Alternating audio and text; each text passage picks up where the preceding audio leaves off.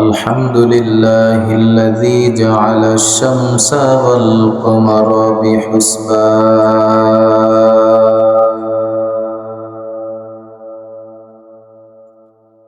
والنجم والشجر يسجدان وفضل زمانا على زمان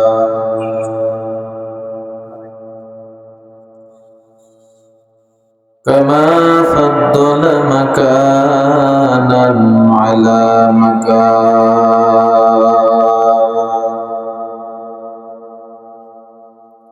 وإنسانا على إنسان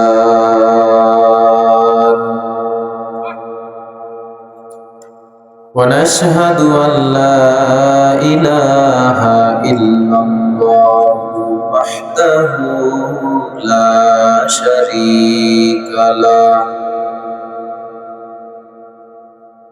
ونشهد أن سيدنا وسندنا وحبيبنا وحبيب ربنا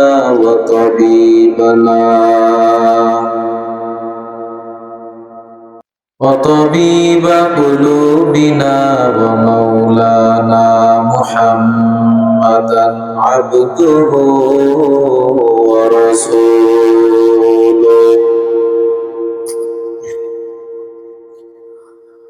الذي أرسله الله تعالى بالحق بشيرا ونذيرا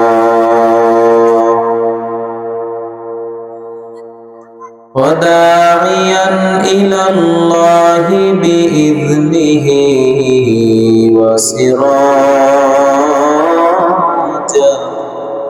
منيرا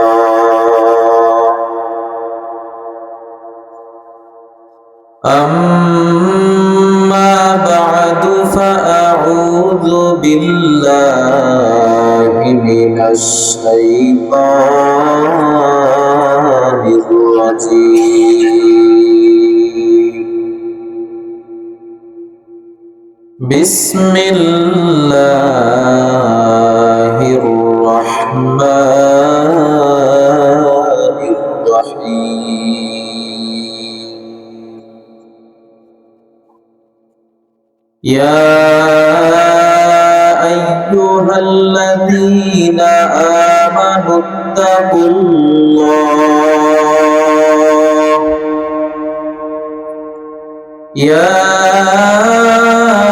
أيها الذين آمنوا اتقوا الله حق تقاته ولا تموتن إلا وأنتم مسلمون وقال النبي صلى الله عليه وآله وسلم لا يؤمن أحدكم حتى أكون أحب إليه من والده وولده والناس أجمعين إن الله وملائكته يصلون على النبي يا أيها الذين آمنوا صلوا عليه وسلموا تسليما اللهم صل على وشفيعنا وحبيبنا ومولانا محمد صلى الله عليه وعلى آله وأصحابه وبارك وسلم محبة সবাই করেন আল্লাহ وعلى آله وأصحابه وبارك وسلم محمد نے آکر کفر کو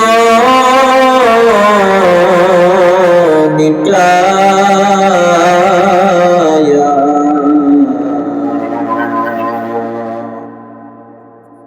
کفر کو مٹا کر صداقت بتایا کفر کو مٹا کر صداقت بتایا दिन की सूरज डूब रही है हम लोगों की सामने रोज महशर क्या जवाब है मुस्तफा की सामने रोज महशर क्या जवाब है मुस्तफा की सामने अल्हम्दुलिल्लाह ঐতিহ্যবাহী আপেল উদ্দিন মৃধা বাড়ির বাৎসরিক ওয়াজ মাহফিল ও হালকা জিকিরের সম্মানিত সভাপতি, আজকের মাহফিলের বিশেষ অতিথি আমার প্রিয় বন্ধুবর হযরত মাওলানা সাইফুল ইসলাম ফারুকী সাহেব, আমার সামনে উপস্থিত আছেন আল্লাহ তাআলার খাস বান্দাগণ, পর্দার অন্তরালের সম্মানিত মা ও বোনেরা, আমরা সকলেই আল্লাহ তাআলার শুকর আদায় করি যে আল্লাহ রব্বুল আলামিন আপনাকে আমাকে সুন্দর একটা পরিবেশে কুরআন ও সুন্নাহর আলোকে কিছু কথা বলা ও শ্রবণ করার মতো সুযোগ তৌফিক দিয়েছেন। এজন্য সেই রব্বে কারিমের দরবারে শুকরিয়া আদায় করছি, আলহামদুলিল্লাহ।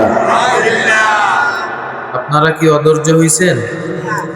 কষ্ট হচ্ছে? এই দিনের মাজলিসে আল্লাহ তাআলা আপনাকে আমাকে নিয়ে আসছেন। এখানে আসার পেছনে আপনার আমার চেষ্টা ছিল। যারা চেষ্টা করে আল্লাহ তাআলা তাকে পাওয়ার জন্য তাদের সামনে হাজারো রাস্তা ওপেন করে দেয়। মান জাদ্দা ওয়াজাদা, যে যেই জিনিসকে পাওয়ার চেষ্টা করে, কোশিশ করে, মুজাহাদা করে, এক সময় না এক সময় আল্লাহ তাআলা তাকে সেই কাঙ্ক্ষিত জিনিস দিয়েও দেয়। এলাকার মধ্যে অনেক মানুষ ছিল, সবাই আসতে পারে নাই। আল্লাহ আপনাকে আমাকে কবুল করছেন।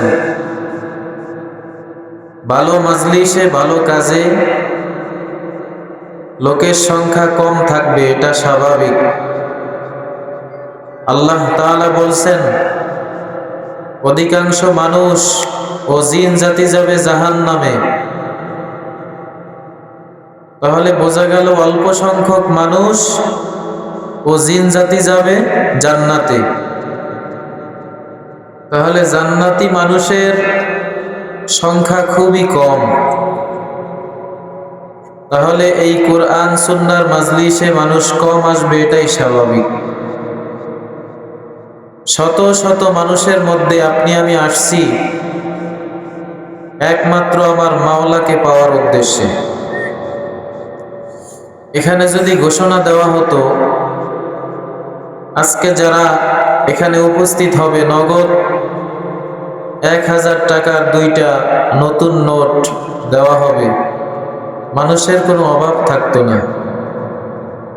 কিন্তু আমরা টাকা চাই না, পয়সা চাই না, আমরা চাই আমার মাওলাকে রাজি খুশি করার উদ্দেশ্যে এখানে আসছি।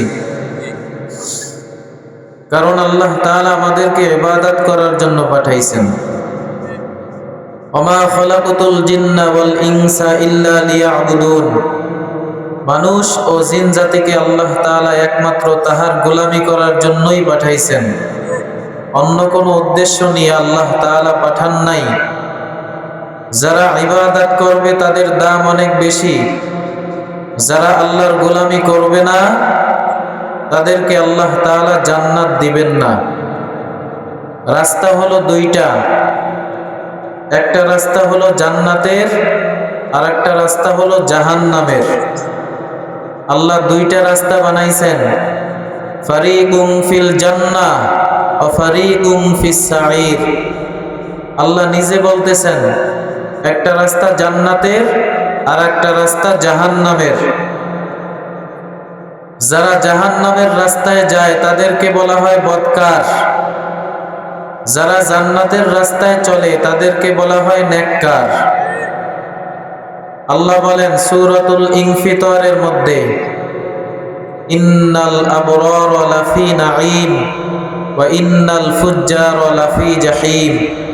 নেক আমলওয়ালারা যাবে জান্নাতে, গুনাহ করনেওয়ালারা যাবে জাহান্নামে। আমরা যারা এখানে হাজির হয়েছি সবাই উচ্চ কণ্ঠে আওয়াজ দিয়ে বলবেন আমাদের মালিকের নাম কি? আরো জোরে বলেন কি? আল্লাহ। আল্লাহ তাআলা বলেন দুনিয়ায় যত মানুষ আছে সব থেকে আমাকে ভালোবাসে যারা মুমিন, তারা আমি আল্লাহকে সব থেকে বেশি ভালোবাসি। ওয়াল্লাযীনা আমানু আশাদ্দু হুব্বাল লিল্লাহ। আল্লাহ বলেন মুমিন যারা তারা আমি আল্লাহকে ভালোবাসে। আমি আল্লাহর ভালোবাসার সামনে তারা ঠান্ডাকে কোনো ঠান্ডাই মনে করে না, তারা ঘুমকে কোনো ঘুমই মনে করে না, দুনিয়ার কোনো কাজকে কোনো কাজই মনে করে না। তাদের সামনে আমি আল্লাহর ভালোবাসাটাই হচ্ছে আসল, আর তারা আমি আল্লাহর কাছে হলো আসল। যারা আমি আল্লাহর নেক নজরের ছায়া তলে আসবে তারাই হবে প্রকৃত সফল কাম, তারাই পাবে জান্নাত। ইন্না আকরামাকুম ইনদাল্লাহি আতকাকুম। নিশ্চয়ই তোমাদের মধ্যে আল্লাহর কাছে সম্মানিত ব্যক্তি সে যার মধ্যে আছে আল্লাহর ভয়।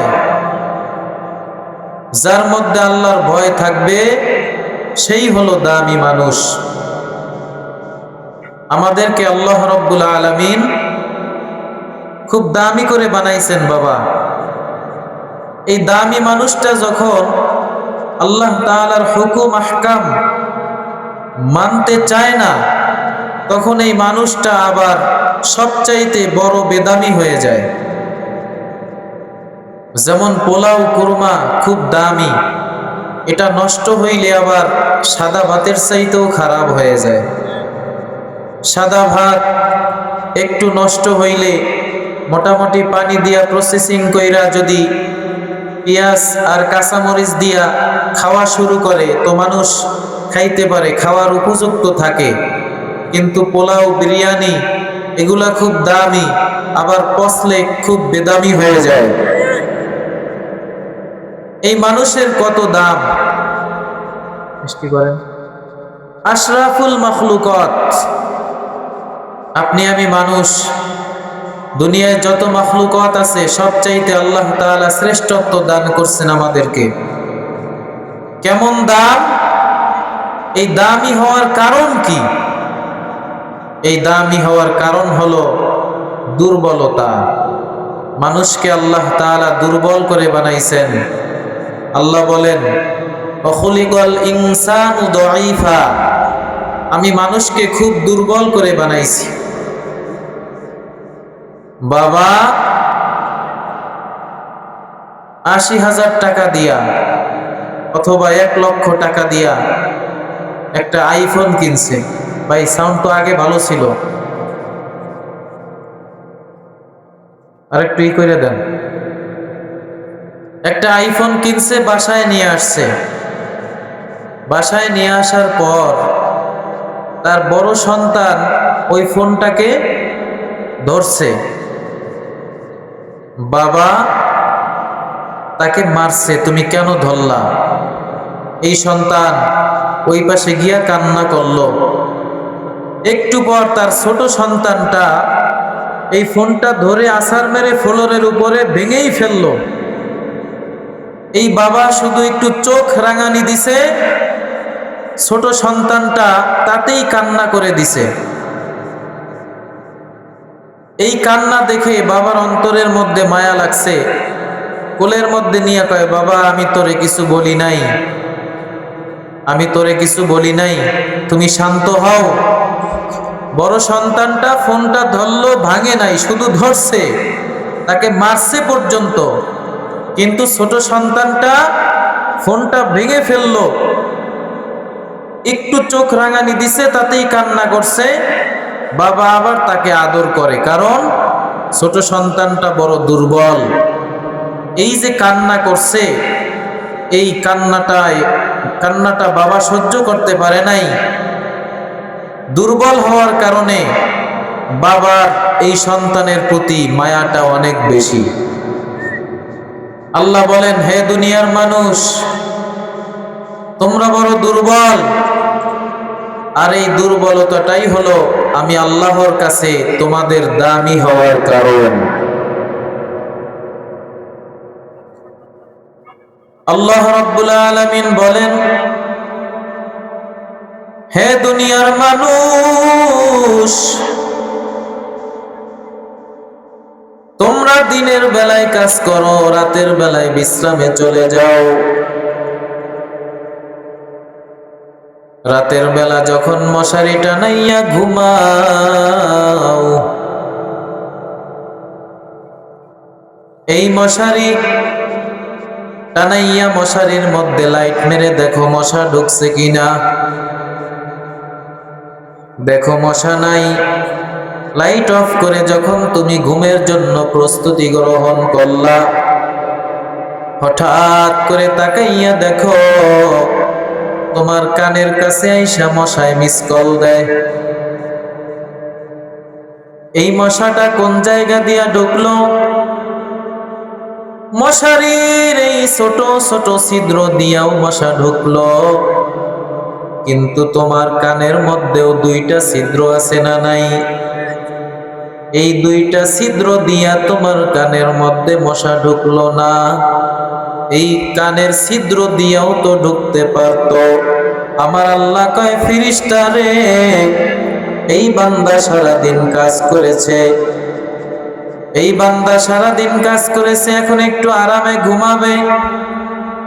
ও ফেরেশতা, তোমরা পাহারা দাও, এই বান্দার কানের মধ্যে যেন মশা ঢুকতে না পারে, এই বান্দাটা যেন আরামে ঘুমাইতে পারে, ব্যবস্থা করো। সুবহানাল্লাহ। আল্লাহ রাব্বুল আলামিন জিবরাইল আলাইহিস সালাতু ওয়াস সালামকে বলতেছেন, তুমি সারা দুনিয়া কত মিনিটে ঘুরতে পারো? জিবরাইল আলাইহিস সালাম বললেন, আল্লাহ, আমি সারা দুনিয়াটা 1 মিনিটে ঘুরতে পারবো। ইসরাফিল আলাইহিস সালাতু ওয়াস সালামকে বলতেছেন, তুমি দুনিয়াটা কত মিনিটে ঘুরতে পারবা, কত সময়? ইসরাফিল আলাইহিস সালাতু ওয়াস সালাম বলতেছেন, আমি 30 সেকেন্ডে ঘুরতে পারবো। মিকাইল আলাইহিস সালাতু ওয়াস সালামকে আল্লাহ বলছেন, ও মিকাইল, তোমার কত সময় দরকার? বলে, ইয়া আল্লাহ, আমি আনুমানিক 20 সেকেন্ডের মতো লাগবে আমার টোটাল দুনিয়া ঘুরতে। আল্লাহ রাব্বুল আলামিন আজরাইল আলাইহিস সালাতু ওয়াস সালামকে বলতেছেন, তোমার কত সময় লাগবে? আজরাইল আলাইহিস সালাতু ওয়াস সালাম বলতেছেন, আমার কমপক্ষে 10 সেকেন্ডের মতো সময় লাগতে পারে। আল্লাহ কয়, হে ফেরেশতারা, এই দুনিয়ার জমিনে আমার একদল মাখলুকাত আছে, এই মাখলুকাতের নাম হলো মানুষ। এই মানুষের মধ্যে এমন একজন বান্দা আছে, যেই বান্দাটা সারা দুনিয়া ঘুরে আসতে একটা পলকের সময় লাগবে।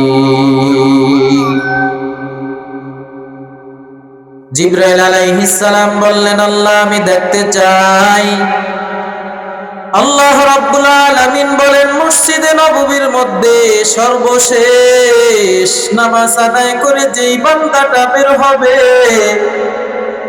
ওই বান্দাটার নাম হলো আবু বকর।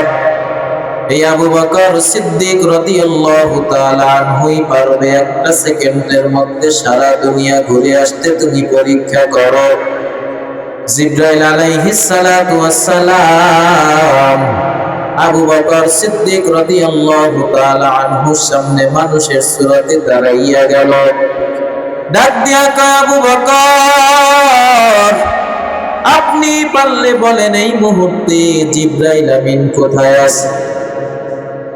আবু বকর সিদ্দিক রাদিয়াল্লাহু তাআলা আনহু চক্ষুটা বন্ধ করলেন। চক্ষুটা বন্ধ করিয়া একটা পলকের সময়ের পরে চক্ষুটা ওপেন করে বলতেছে, আমার সামনেই জিবরাইল দাঁড়ানো আছে। জিবরাইল আলাইহিস সালাতু ওয়াস সালাম বললেন, কেমন করে আপনি বুঝলেন?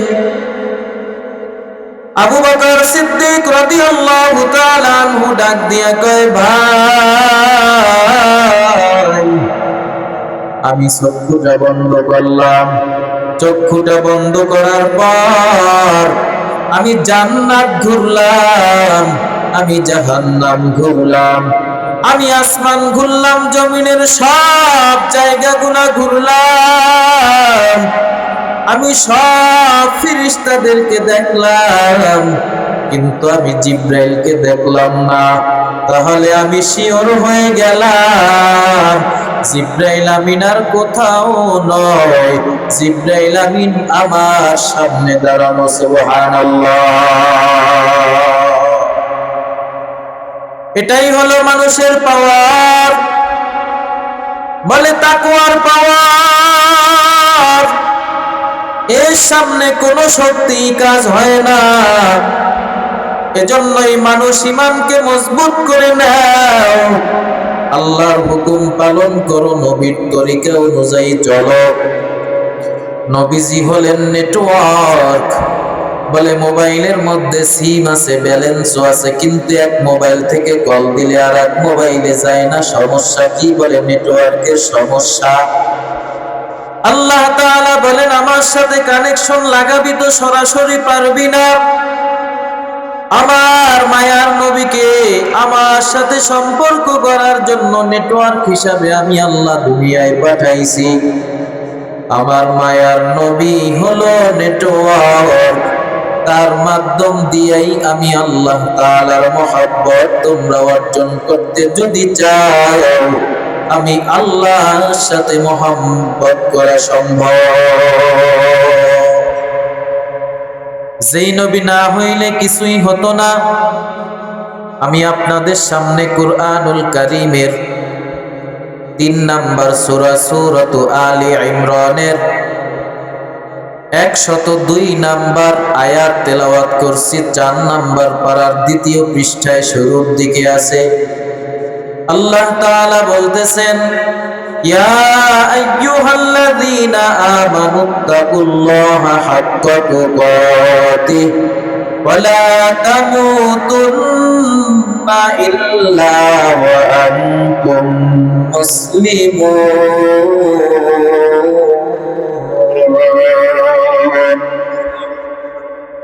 আল্লাহর কোরআন ভালো লাগে না খারাপ লাগে?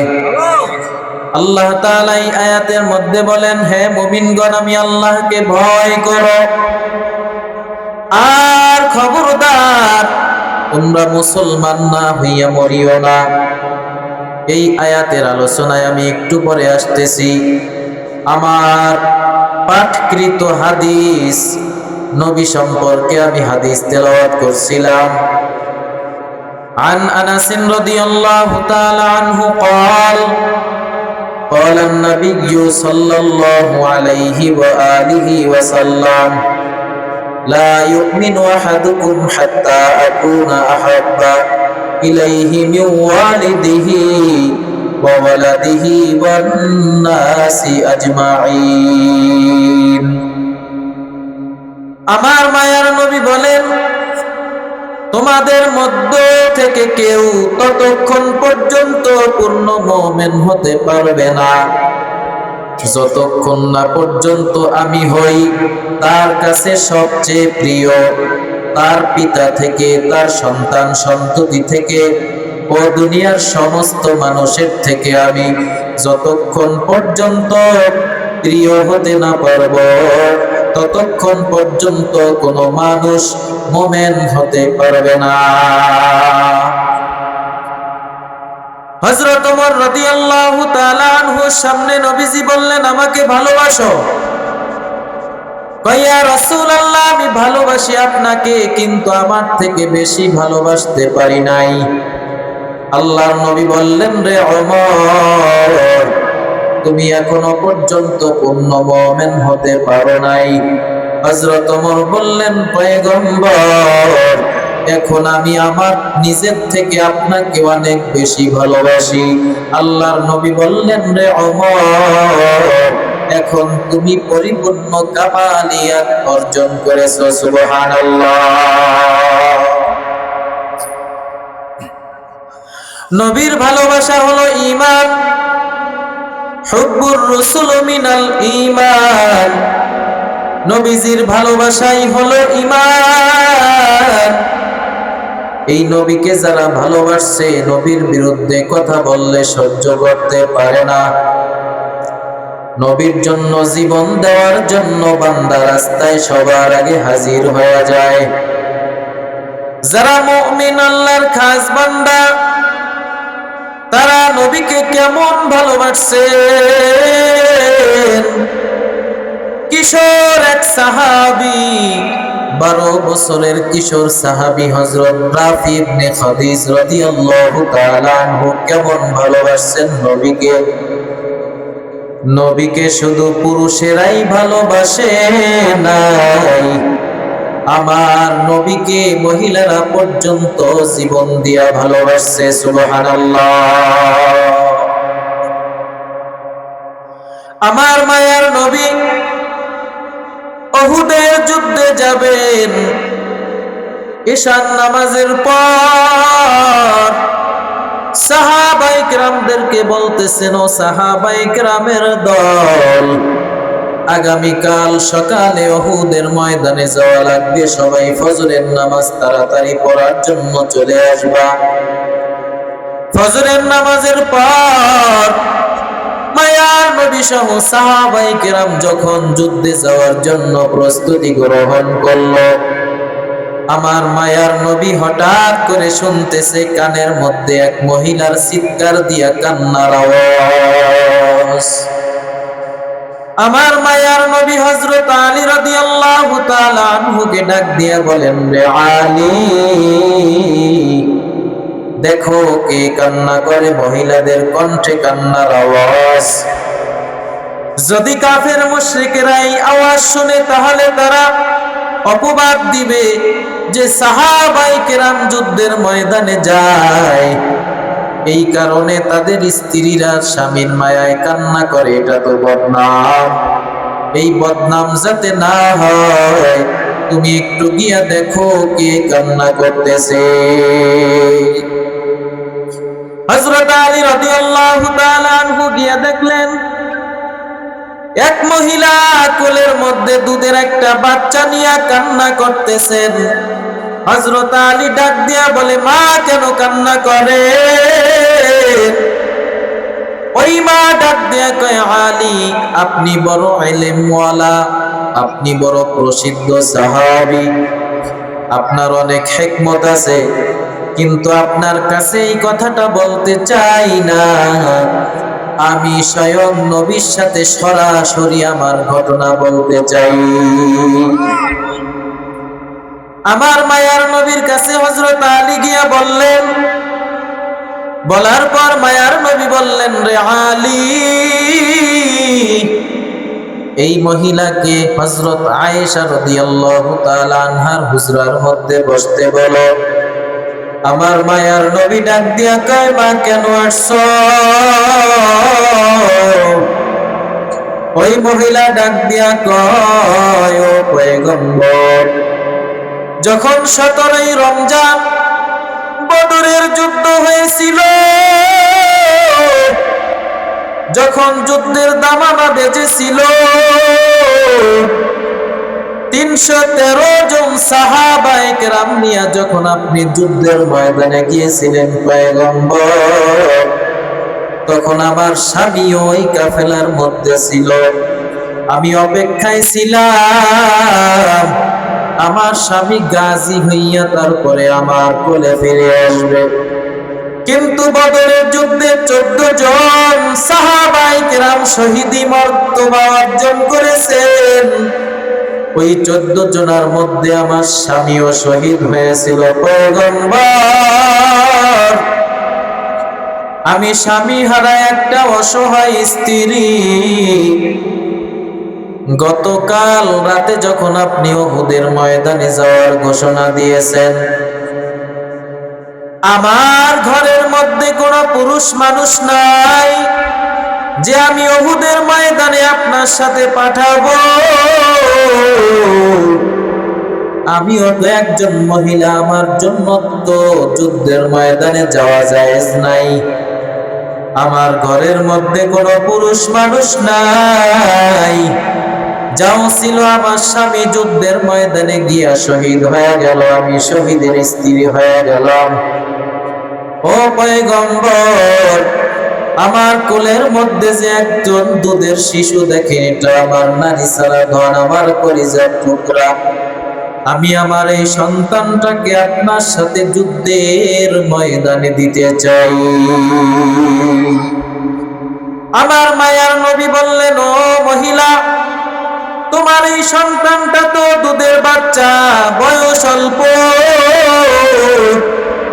যুদ্ধের ময়দানে নিলে তো তার খেয়াল কখন রাখবো? আমরা তো কাফেরদের বিরুদ্ধে যুদ্ধ করব, সেই টেনশনে আমরা থাকবো। আর তোমার এই সন্তানটা যুদ্ধের ময়দানে কি করতে পারবে তার তো কোনো শক্তি নাই, তার তো কোনো বুঝই হয় নাই। মহিলা ডাক দিয়া কয়, নবী, আমি আমার জীবন থেকে আপনাকে অনেক ভালোবাসি, আমার সন্তান থেকে, আমার স্বামী থেকে আমি আপনাকে অনেক ভালোবাসি। কাফেরেরা যখন ডান দিক থেকে আপনার শরীরের দিকে তীর নিক্ষেপ করবে, তখন আপনি আমার এই সন্তানটাকে ডাল স্বরূপ আপনার সামনে ধরবেন। আমার এই সন্তানের মধ্যে তীর ঢুকবে, বিনিময় আপনি নবী বেঁচে যাবেন। ডান দিক থেকে যখন আসবে, আপনি আমার সন্তানটাকে ধরবেন। সামনের দিক থেকে যখন আসবে, আমার সন্তানটাকে আপনি ধরবেন। আমার মায়ার নবী কান্না করেছেন, ডাক দিয়া কয়, ও মা, তোমার এই সন্তানটা যুদ্ধের ময়দানে দিলে তার বুকের মধ্যে যদি তীর নিক্ষেপ হইতো, বিনিময়ে আমি নবী যদি বেঁচে যাইতাম, তুমি যতটুকু মর্তবার অধিকারী হইতা। এই কথার মাধ্যমে আল্লাহ তোমাকে কবুল করেছেন, তুমি বাড়ি চলে যাও। মহিলা ডাক দিয়া কয়, না পয়গম্বর, আমি যাব না, আমার সন্তানটাকে আপনার নিতে হবে। আমার মায়ার নবী কয়, আল্লাহ এবং আমি খুশি হয়েছি, ঠিক আছে আপনি চলে যান মা, আপনাকে সান্ত্বনা দিয়ে দিলাম। আল্লাহ যদি আমাকে সুযোগ দেয়, আমি আপনার পক্ষে শাফাআত করব। সুবহানাল্লাহ। এই মহিলা যখন হেঁটে যায়, আমার মায়ার নবী ডাক দিয়া কয়, রে আয়েশা, তুমি কি দুনিয়ার জমিনে জান্নাতি মহিলা দেখতে চাও? হযরত আয়েশা ডাক দিয়া কয়, পয়গম্বর আমি দেখতে চাই। আমার মায়ার নবী কয়, আয়েশা তাকাইয়া দেখো, ওই যেই মহিলা হেঁটে যায়, ওই মহিলার দিকে তাকাইলেই তোমার জান্নাতি মানুষ দেখা হয়ে যাবে। ইমামুল আউয়ালিন আল আখিরিন বাহরে সাদকা রাহমাতাল লিল আলামিন সাইয়্যিদুল কাউনাইন খাতমুল মুরসালিন আখিরা মদবুদে ফখরুল আউয়ালিন। সেই নবীকে ভালোবাসার দরকার আছে না নাই? নবীর জন্য মহব্বত আছে না নাই? সেই নবীকে ভালোবাসলে নবী শাফাআত করবে আপনার আমার জন্য। সেই নবীর পরিচয় পাও নাই, যার কারণে নবীকে ভালোবাসতে মনে চায় না। ওরে আমার নবী কেমন? আমার নবী রাস্তা দিয়া হাঁটলে দুই পাশের গাছ নত হইয়া আমার নবীকে সালাম প্রদান করত। আমার নবী সাহাবায়ে কেরামদেরকে নিয়ে বাগানের মধ্য দিয়ে হাঁটতেছেন, হঠাৎ করে শুনতেছেন সালামের আওয়াজ।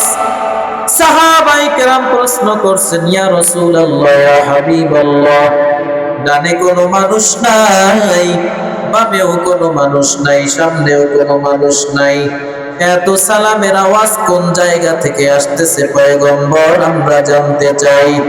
আমার মায়ার নবী ডাক দিয়া কয়, সাহাবায়ে কেরাম তোমরা জানো না, আমি মায়ার নবীর আগমনের খবর পাইয়া জংলার বাঘ আমারে সালাম জানায়, জংলার হরিণ আমারে সালাম জানায়। আমার মায়ার নবীর জন্য গাছ পাগল, মাছ পাগল, গর্তের পিপিলিকা পর্যন্ত পাগল, কিন্তু আমরা মানুষ হইয়া পাগল হইতে পারলাম না। জীবন দিয়া সাহাবায়ে কেরাম ভালোবাসছেন। ওই যে বলছিলাম রাফি ইবনে খাদিজ রাদিয়াল্লাহু তাআলা আনহু 12 বছরের কিশোর সাহাবী। আমার মায়ার নবী যুদ্ধের ময়দানে যাবেন, কোন কোন সাহাবায়ে কেরামকে নিবেন সিলেক্ট করার জন্য সিরিয়ালে দাঁড় করাইছেন। এই রাফি ইবনে খাদিজ 12 বছরের কিশোর সাহাবীও সিরিয়ালের মধ্যে দাঁড়াইছে। আমার মায়ার নবী এক এক করে সিলেক্ট করতেছেন। এই রাফি ইবনে খাদিজ পর্যন্ত যখন আসছেন, তখন ডাক দিয়া বলে, তুমি কেন দাঁড়াইছো? তুমি তো ছোট মানুষ, তোমাকে যুদ্ধের ময়দানে নেওয়া যাবে না, তুমি আলাদা হয়ে যাও। রাফি ইবনে খাদিজ চোখের 2 ফোঁটা পানি ফালাইয়া মনে মনে কয়, মনের মধ্যে বড় আশা ছিল,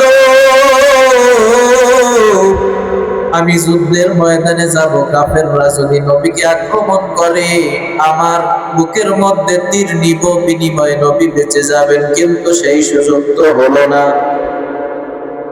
আবার কিছুদিন পর যুদ্ধের দামামা বেজে গেল, আবার সাহাবায়ে কেরামদেরকে সিরিয়ালে দাঁড় করাইছেন।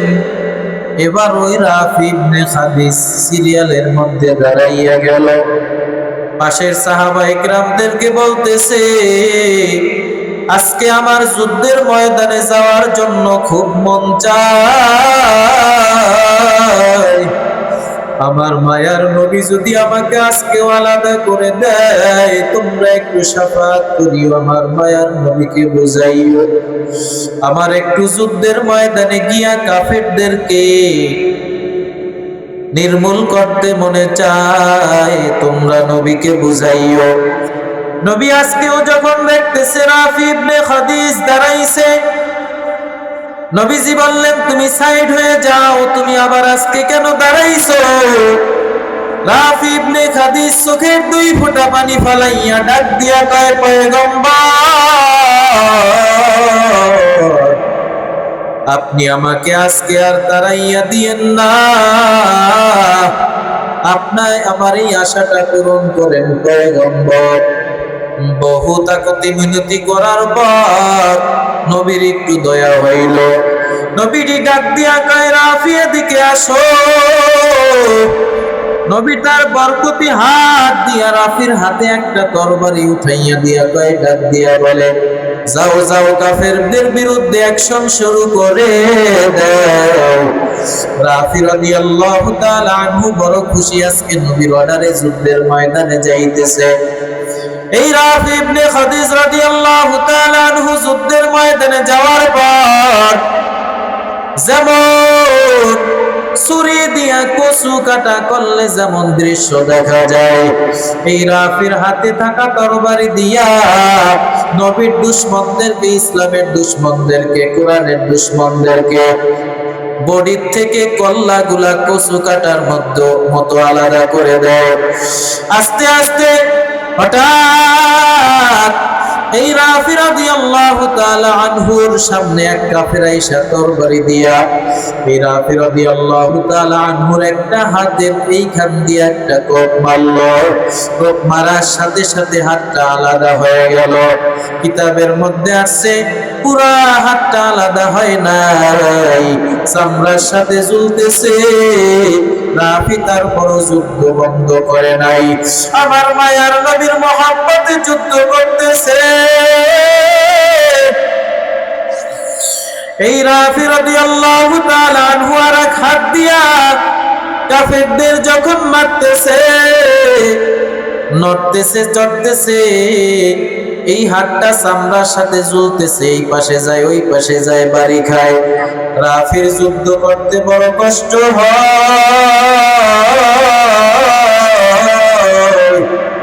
রাফি ওই হাতটাকে তার একটা পায়ের নিচে ফালাইয়া হাতটাকে বডির থেকে আলাদা করে দিল। বাবা, হঠাৎ করে একজন কাফের আইসা রাফির বুকের মধ্যে একটা তীর দিয়ে আঘাত করার পর রাফি গলা কাটা মুরগি যেরকম ছটফট ছটফট করে, রাফি ওই রকম ছটফট ছটফট করতেছে। আমার মায়ার নবীর নজরে আসার পর আমার মায়ার নবী আইসা রাফির মাথাটাকে এই উরুর উপরে রাইখা ডাক দিয়া কয়, রাফি তোমার এত নিষেধ করছিলাম যুদ্ধের ময়দানে আসার জন্য, তুমি কেন আসলা? এখন তোমার মা বাবাকে আমি কি জবাব দিব? রাফি ডাক দিয়া কয়, পয়গম্বর, আমি আজকে শহীদ হয়ে গেলে আমার মা বাবা তো শহীদের মা বাবা হয়ে যাবে, আমার মা বাবার কোনো আপত্তি নাই, আপনি টেনশন করিয়েন না পয়গম্বর। আমি যদি যুদ্ধের ময়দানে না আসতাম আপনার এই বরকতি উরুর উপরে তো আমার মাথা রাখতে পারতাম না। আমার মায়ের নবী কাঁদে আর ডাক দিয়া কয়, রাফি, হাসরের ময়দানে কোন শহীদের ব্যাপারে আমি আল্লাহর কাছে সাক্ষ্য দিব না, কিন্তু আমি তোমাকে আমার কোলের মধ্যে হাসরের ময়দানে উঠাইয়া আল্লাহর কাছে শাহাদাত আঙ্গুলি জাগাইয়া বলবো, হাদা শহীদ। ও আল্লাহ, রাফি শহীদ, কে তুমি জান্নাত দাও। আল্লাহর কাছে আমি শাফাআত করব, রাফি তুমি টেনশন করিও না। রাফি রাদিয়াল্লাহু তাআলা আনহু নবীজির কোলেই শাহাদাত বরণ করল। এর নবীর উম্মতের দল, এজন্য মায়ার নবীকে কেমন ভালোবাসতে হবে। বিওয়ালিদিহি বলে পিতার থেকেও নবীকে ভালোবাসতে হবে। এই পিতার থেকে নবীকে কেমন ভালোবাসছে এক সাহাবী, বলে তালহা ইবনে বারা রাদিয়াল্লাহু তাআলা আনহু। তার সন্তান তালহা রাদিয়াল্লাহু তাআলা আনহু বড় শিশু, অনেক বয়স কম। এই বারা রাদিয়াল্লাহু তাআলা আনহু তার সন্তানকে নিয়ে, তালহাকে নিয়ে নবীজির দরবারে আসতেন।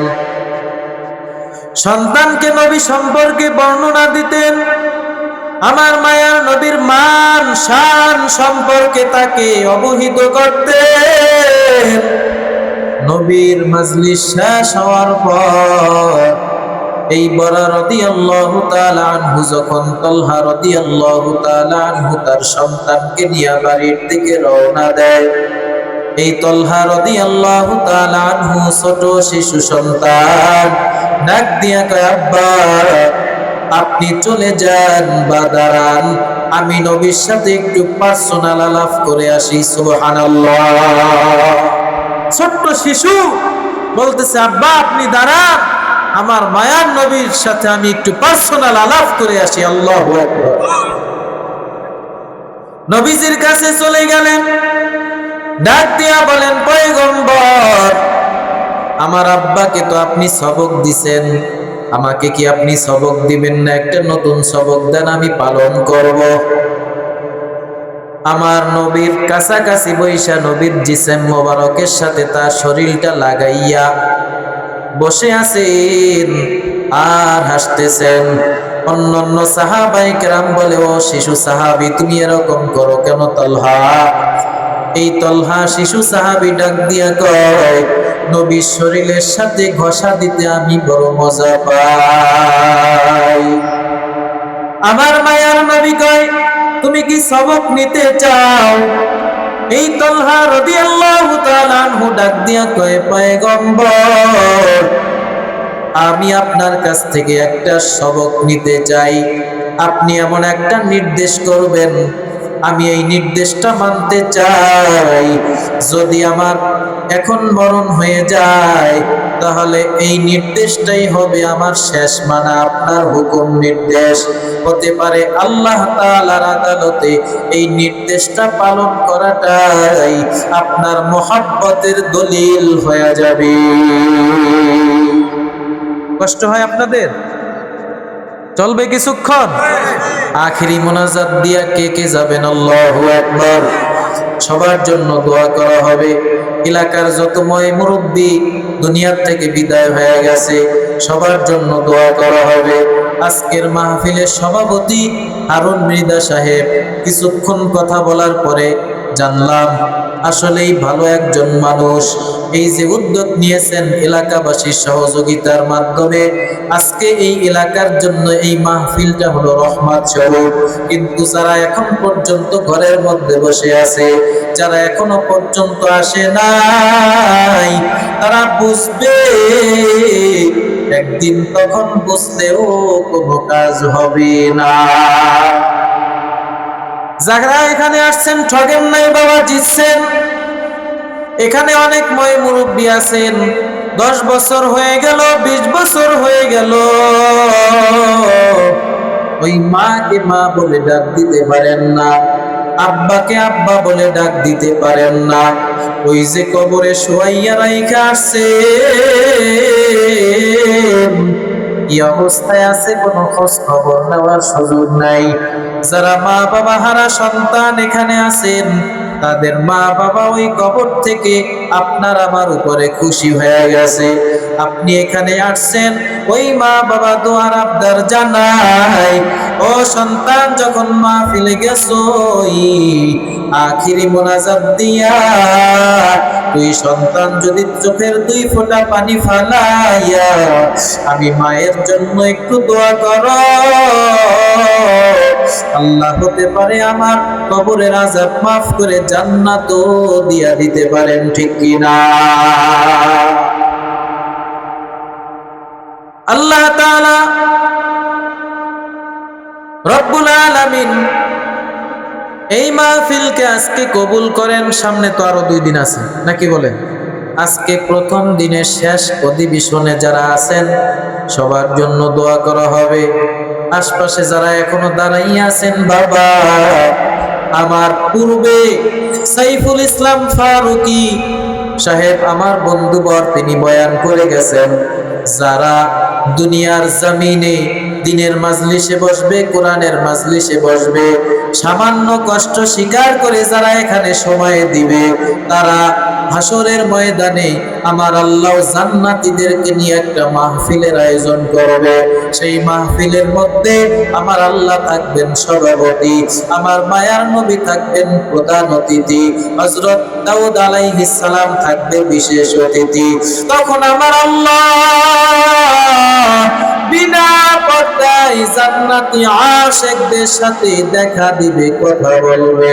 যারা এই মাজলিসগুলায় ধৈর্য সহকারে বসতে পারবে গো, তারা ওই হাসরের ময়দানে সেই নিয়ামত পাইবে। সুবহানাল্লাহ। এজন্য রাজি আছেন তো শেষ পর্যন্ত থাকতে? হযরত তালহা বিন বরা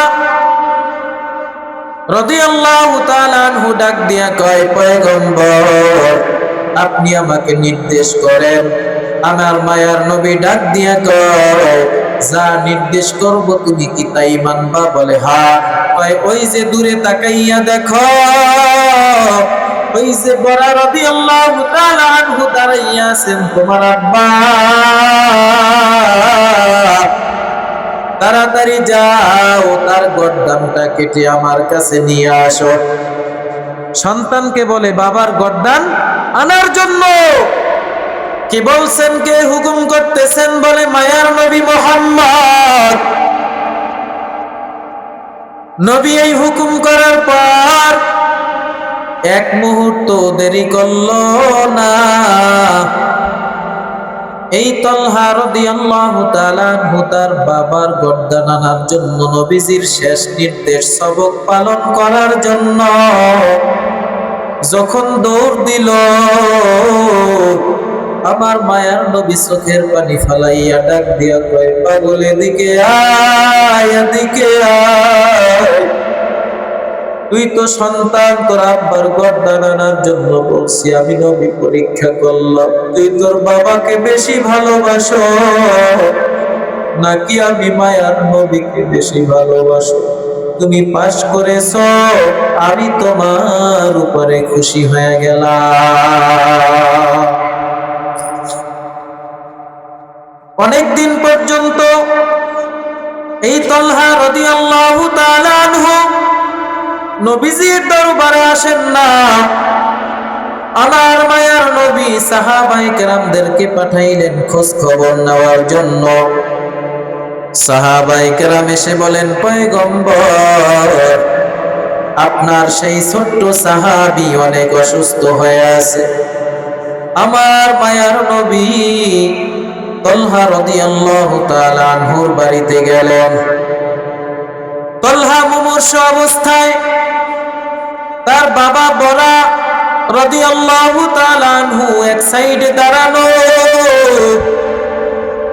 আমার মায়ার নবীও তালহার দিকে তাকাইয়া তাকাইয়া কাঁদে, আর তালহার বাবাও কান্না করে। আমার মায়ার নবী ডাক দিয়া কয়, ও তালহার বাবা, তালহার তো মুমূর্ষু অবস্থা দেখি, হায়াত যদি থাকে তো আল্লাহ তাআলা যেন সুস্থতার নিয়ামত দান করেন, আর যদি মৃত্যু বরণ করেন ঈমানের সাথে যেন মরণ হয়, আমি দোয়া করে দিলাম। যখন মরণ হবে তুমি আমাকে খবর দিবা, আমি নবী নিজের হাতে আইসা গোসল করাবো, আমি নিজে জানাজার নামাজ পড়াইয়া আমি তালহাকে নিজের হাতে দাফন দিয়া দিব। আমার মায়ার নবী চলিয়া গেলেন। কিছুদিন পর তালহা রাদিয়াল্লাহু তাআলা আনহুকে খোঁজ খবর নেওয়ার জন্য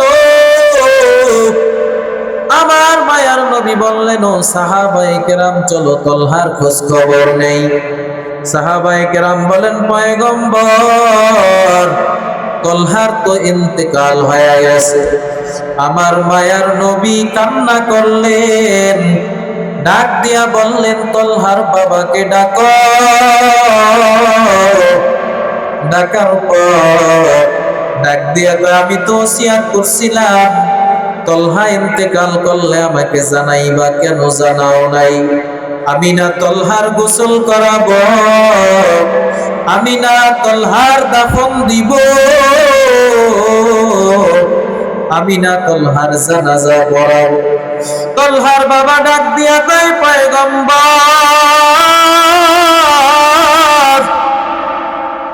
আমি তালহার কাছে এগুলা বলছিলাম, তালহা আমার হাতটা ধরিয়া ওসিয়ত করছে, আব্বা গো আমি মারা যদি যাই, আমার মায়ার নবীকে, আমি যদি মারা যাই, দিনের বেলা যদি মারা যাই, নবীকে খবর দিবা।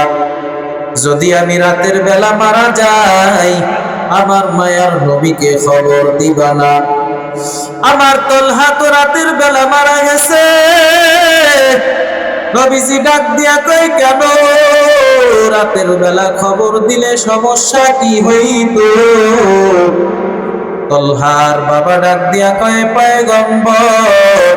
তলহা ডাক দিয়া বলছে, আমার মায়ার নবী যদি রাতের বেলা আমাদের বাড়িতে আসে, নবীজির আসার পথের পাশে পাশে কাফের মুশরিকদের বাড়ি ঘর। আমার মায়ার নবী যদি রাতের বেলা আসে, আমার মায়ার নবীকে কাফিররা যদি আক্রমণ করে,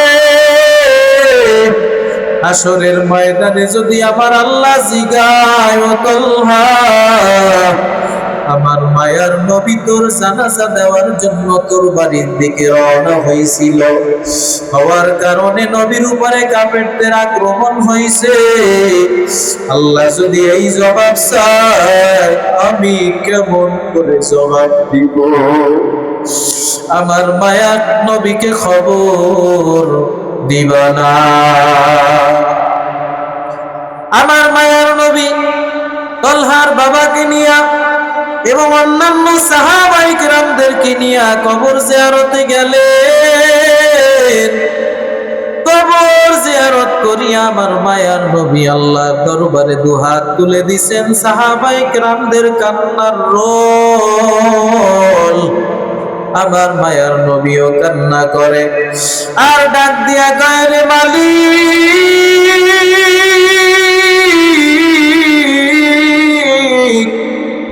হাসরের ময়দানে যখন হাজার হাজার লক্ষ লক্ষ মানুষ হাসরের ময়দানে দাঁড়াবে, আপনি নিজে দাঁড়াবেন, এক সাইডে আপনি থাকবেন, আর এক সাইডে হযরত তালহা রাদিয়াল্লাহু তাআলা আনহু দাঁড়াবে।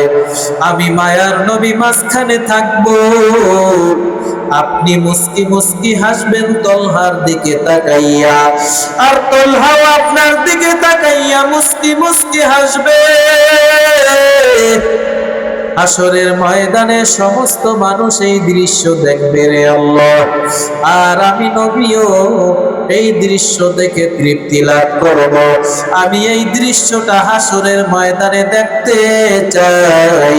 এই তলহা আমাকে কত ভালোবাসছে, এই পুরস্কারটা আমি তলহাকে হাসরের ময়দানে দিতে চাই। আল্লাহু আকবার, জোরে বলেন। এরে নবীর উম্মতের দল, এটা বললাম পিতার থেকেও নবীজির প্রতি ভালোবাসা তলহা রাদিয়াল্লাহু তাআলা আনহুর বেশি ছিল। আমি কিন্তু হাদিসের তাফসীর করতেছি। মিওয়ালিদিহি, এরপরে নবী বলেন ওয়াওয়ালাদিহি, তোমার সন্তান সন্ততি থেকে আমি নবীকে ভালোবাসতে যতক্ষণ না পর্যন্ত পারবা, ততক্ষণ পর্যন্ত পূর্ণ মুমিন হতে পারবা না। খন্দকের যুদ্ধ চলতেছে, সাহাবায়ে কেরাম পরীক্ষা খনন করতেছেন। আপনাদের যদি কষ্ট হয় তাহলে অল্পতে শেষ করব। সাহাবায়ে কেরাম পরীক্ষা খনন করতেছেন, আমার মায়ার নবীও পরীক্ষা খনন করতেছেন, গর্ত করতেছেন। গর্তটা কি জন্য করা হয়? বলে কাফের মুশরিকেরা যেন এই পাশে আসতে কষ্ট হয়, সেই জন্য গর্তগুলা করতেছেন। হযরত জাবের রাদিয়াল্লাহু তাআলা আনহু তাকাইয়ে দেখলেন আমার মায়ার নবীর পেটের মধ্যে পাথর বাঁধা। 3 দিন পর্যন্ত আমার মায়ার নবী সহ সাহাবায়ে কেরাম ক্ষুধার্ত, কিছুই খাইতে পারেন না। হযরত জাবের রাদিয়াল্লাহু তাআলা আনহু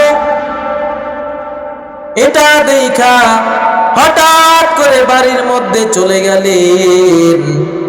ডাক দিয়া কয়, বিবি আমার রহমাতুল লিল আলামিন 3 দিন পর্যন্ত কিছু খাইতে পারেন নাই। ক্ষুধার তাড়নায় পেটের মধ্যে পাথর বেঁধেছে। আমাদের ঘরের মধ্যে কি কোনো কিছু আছে নাকি খাওয়ার মতো?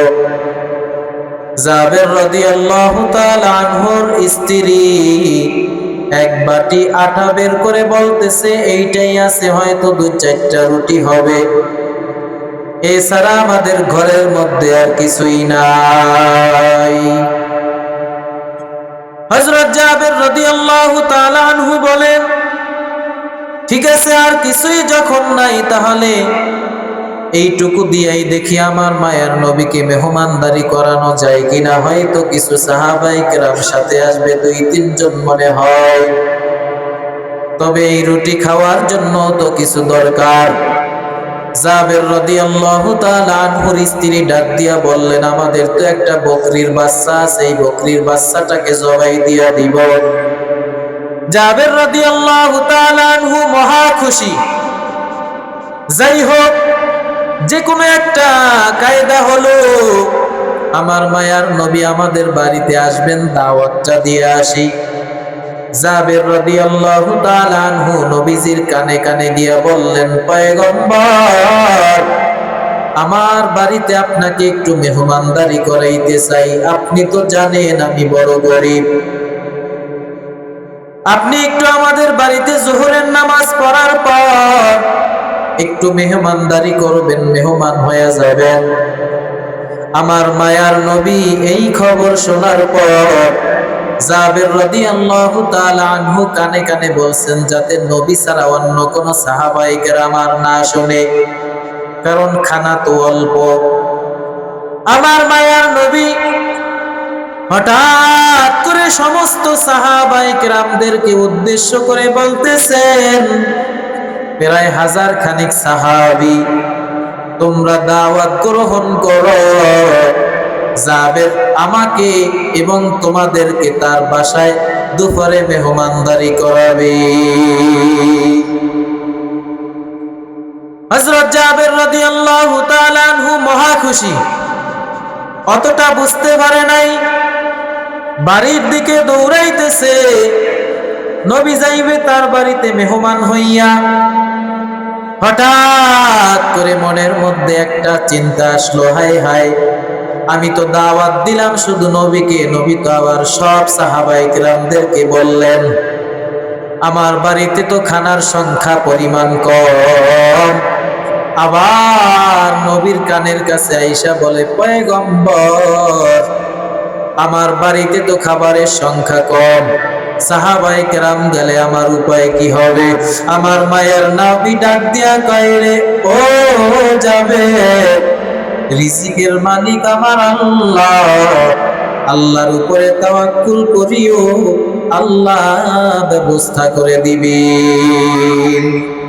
তবে একটা কথা মনে রাখিও, তোমার স্ত্রীকে বলিও, যেই পাত্রের মধ্যে রুটি রাখবে সেই পাত্রের ঢাকনাটা যেন না খুলে আমি নবী না আসা পর্যন্ত। যেই গোস্ত যেই পাত্রের মধ্যে রাখবে আমি নবী না আসা পর্যন্ত যেন ঢাকনাটা না খুলে। জাবের রাদিয়াল্লাহু তাআলা আনহু বাড়ির মধ্যে গিয়া, তার 2টা সন্তান ছিল, বড়জনের নাম হলো আব্দুল্লাহ। এই আব্দুল্লাহকে ডাক দিয়া বলে, ওই বকরির ছাওটাকে নিয়ে আসো। বকরির বাচ্চাটাকে নিয়া বাবা ও সন্তান মিলে নবীর মহাব্বতে মেহমানদারি করানোর উদ্দেশ্যে বকরিটাকে জবেহ করলো। জবেহ করার পর গোস্তগুলা সব পিস পিস করার পর যখন চুলার মধ্যে রান্না বসায়া দিল, জাবের রাদিয়াল্লাহু তাআলা আনহুর ছোট একটা সন্তান ছিল ঘুমের অবস্থায়। এই বকরির বাচ্চাটাকে নিয়ে খেলাধুলা করতে বড় শখের ছিল। ওইটা দেখে বকরির বাচ্চাটা নাই। এবার বড় ভাই আব্দুল্লাহকে ডাক দিয়া কয়, আব্দুল্লাহ বড় ভাই, আমাদের বকরির বাচ্চাটা কোথায়? বলে বকরির বাচ্চাটা তো আমরা জবেহ করছি নবীকে মেহমানদারি করানোর জন্য। কয় এটা তো ভালো সংবাদ, আমার মায়ার নবী আমাদের বাড়িতে আসবে। তাহলে কোন জায়গায় বসে এই বকরিটা জবেহ করছো, আমাকে সেই জায়গাটা একটু দেখাও। বড় ভাই ছোট ভাইকে নিয়ে সেই জায়গায় গেল। এবার ডাক দিয়া কয়, ভাই এই বকরিটা কিভাবে জবাই করছো আমাকে একটু দেখাও। এবার বড় ভাই কয়, তাহলে তুমি শুইয়া পড়ো। ছোট ভাই শুইয়া পড়ার পর ওই বড় ভাই হাতে থাকা ছুরি দিয়া ছোট ভাইয়ের গলার মধ্যে ছুরি বসাইয়া দিয়া দুনিয়ার থেকে বিদায় করে দিল। জাবের রাদিয়াল্লাহু তাআলা আনহু সেই রাস্তার দিকে তাকাইয়া আছে, অপেক্ষায় অপেক্ষমান, আমার মায়ার নবী কখন আসবে। ওই রাস্তার দিকে যখন যায়, হঠাৎ করে তাকাইয়া দেখে তার ছোট সন্তানটা শোয়া অবস্থায় আছে। কাছাকাছি গিয়া দেখে গলা দিয়া রক্ত প্রবাহিত হয়, দুনিয়ায় নাই, কোলের মধ্যে নিয়া কান্না করতেছে। আর মনকে বুঝায়, কান্না করিস না রে মন, যদি কান্না করো আমার মায়ার নবী আয়েশা যদি চোখের মধ্যে পানি দেখে, ঘটনা জিজ্ঞাসা করবে, নবীদি আমাদের বাড়িতে আর খানা খাবে না। জাবের রাদিয়াল্লাহু তাআলা আনহু তার ছোট সন্তানকে নিয়ে স্ত্রীর সামনে গিয়া বলল সব ঘটনা।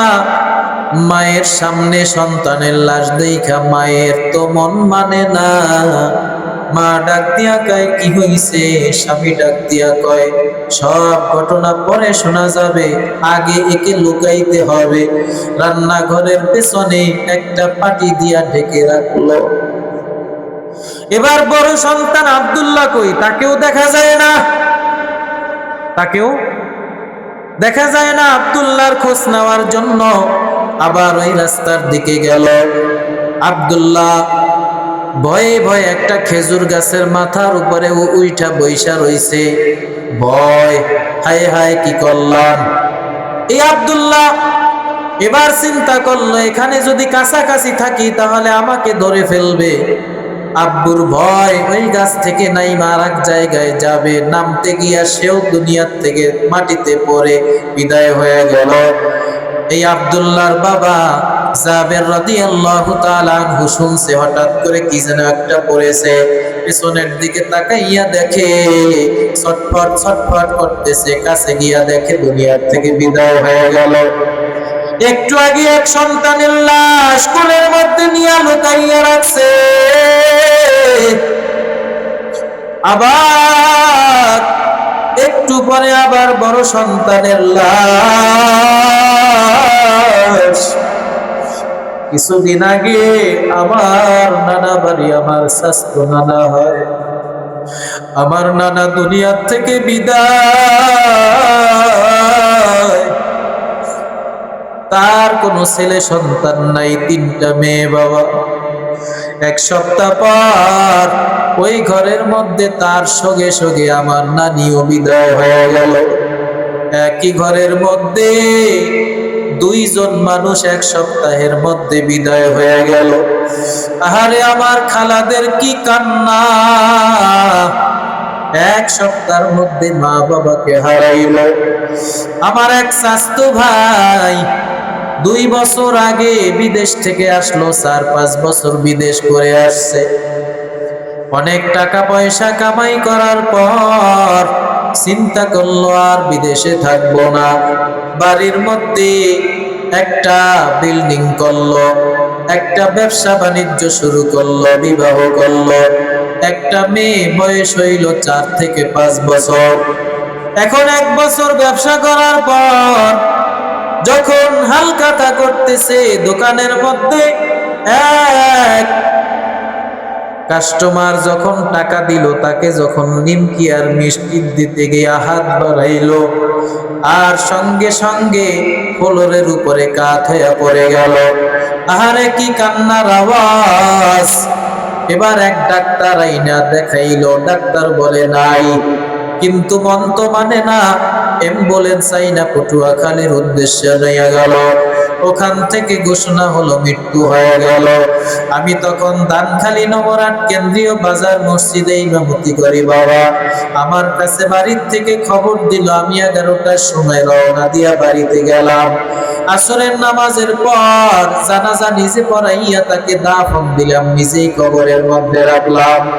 ওই ঘরের মধ্যে সবাই রাতের বেলা কান্নার আওয়াজ। আমার আপন বড় চাচার মেয়ে ওই ঘরের মধ্যে সবাইকে সান্ত্বনা দিতেছে, সবাইকে নিজের দায়িত্বে খানা খাওয়াইতেছে। একটা চেয়ারের মধ্যে বসে, ওই ঘরের মধ্যে বসিয়া সেও 2 লোকমা খানা খাওয়ার সাথে সাথে সুস্থ মানুষ সেও কাত হইয়া দুনিয়ার থেকে বিদায় হয়ে গেল একই ঘরের মধ্যে। পরের দিন বরগুনায় আমার কামেল পরীক্ষা চলে বাবা। সকাল 10টায় জানাজা দিয়া আমি পরীক্ষা দিতে গেলাম। পরীক্ষার সময় কলম দিয়া লেখার মতো মন মানসিকতা আমার ছিল না, তারপর আল্লাহ তাআলা কবুল করেছেন। তাদের জন্য দোয়া চাই বাবা। এভাবেই তো একই ঘরের মধ্যে একই সময় যদি মারা যায়, হৃদয় বিদারক ঘটনা। এখানে যারা আছেন সবাই কবর পথের যাত্রী। ফাইন্নাহু মুলাকিকুম, ও নবীর উম্মত, এই মরণ কিন্তু সবার সাথে মোলাকাত করবেই করবে, বাঁচার কোনো উপায় নাই। সময় কম, ঘটনা লম্বা, সংক্ষেপে করতেছি। এবার আব্দুল্লাহকে নিয়ে তার স্ত্রীর কাছে দিয়া যখন আড়াল করতে বললেন, এবার আড়াল করার পর সাহাবায়ে কেরামদেরকে নিয়ে মায়ার নবী জাবের রাদিয়াল্লাহু তাআলা আনহুর বাড়ির বারান্দার মধ্যে ঢুকলেন। আমার মায়ার নবী ঘরের মধ্যে বসলেন, সাহাবায়ে কেরামও বসলেন।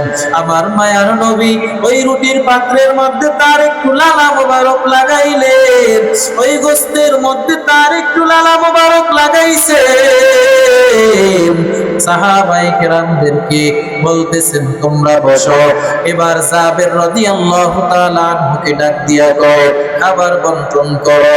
আমার মায়ার নবী যখন ওই রুমের মধ্যে প্রবেশ করবে, নবীজির এক কদম বাহিরে আর এক কদম ভিতরে,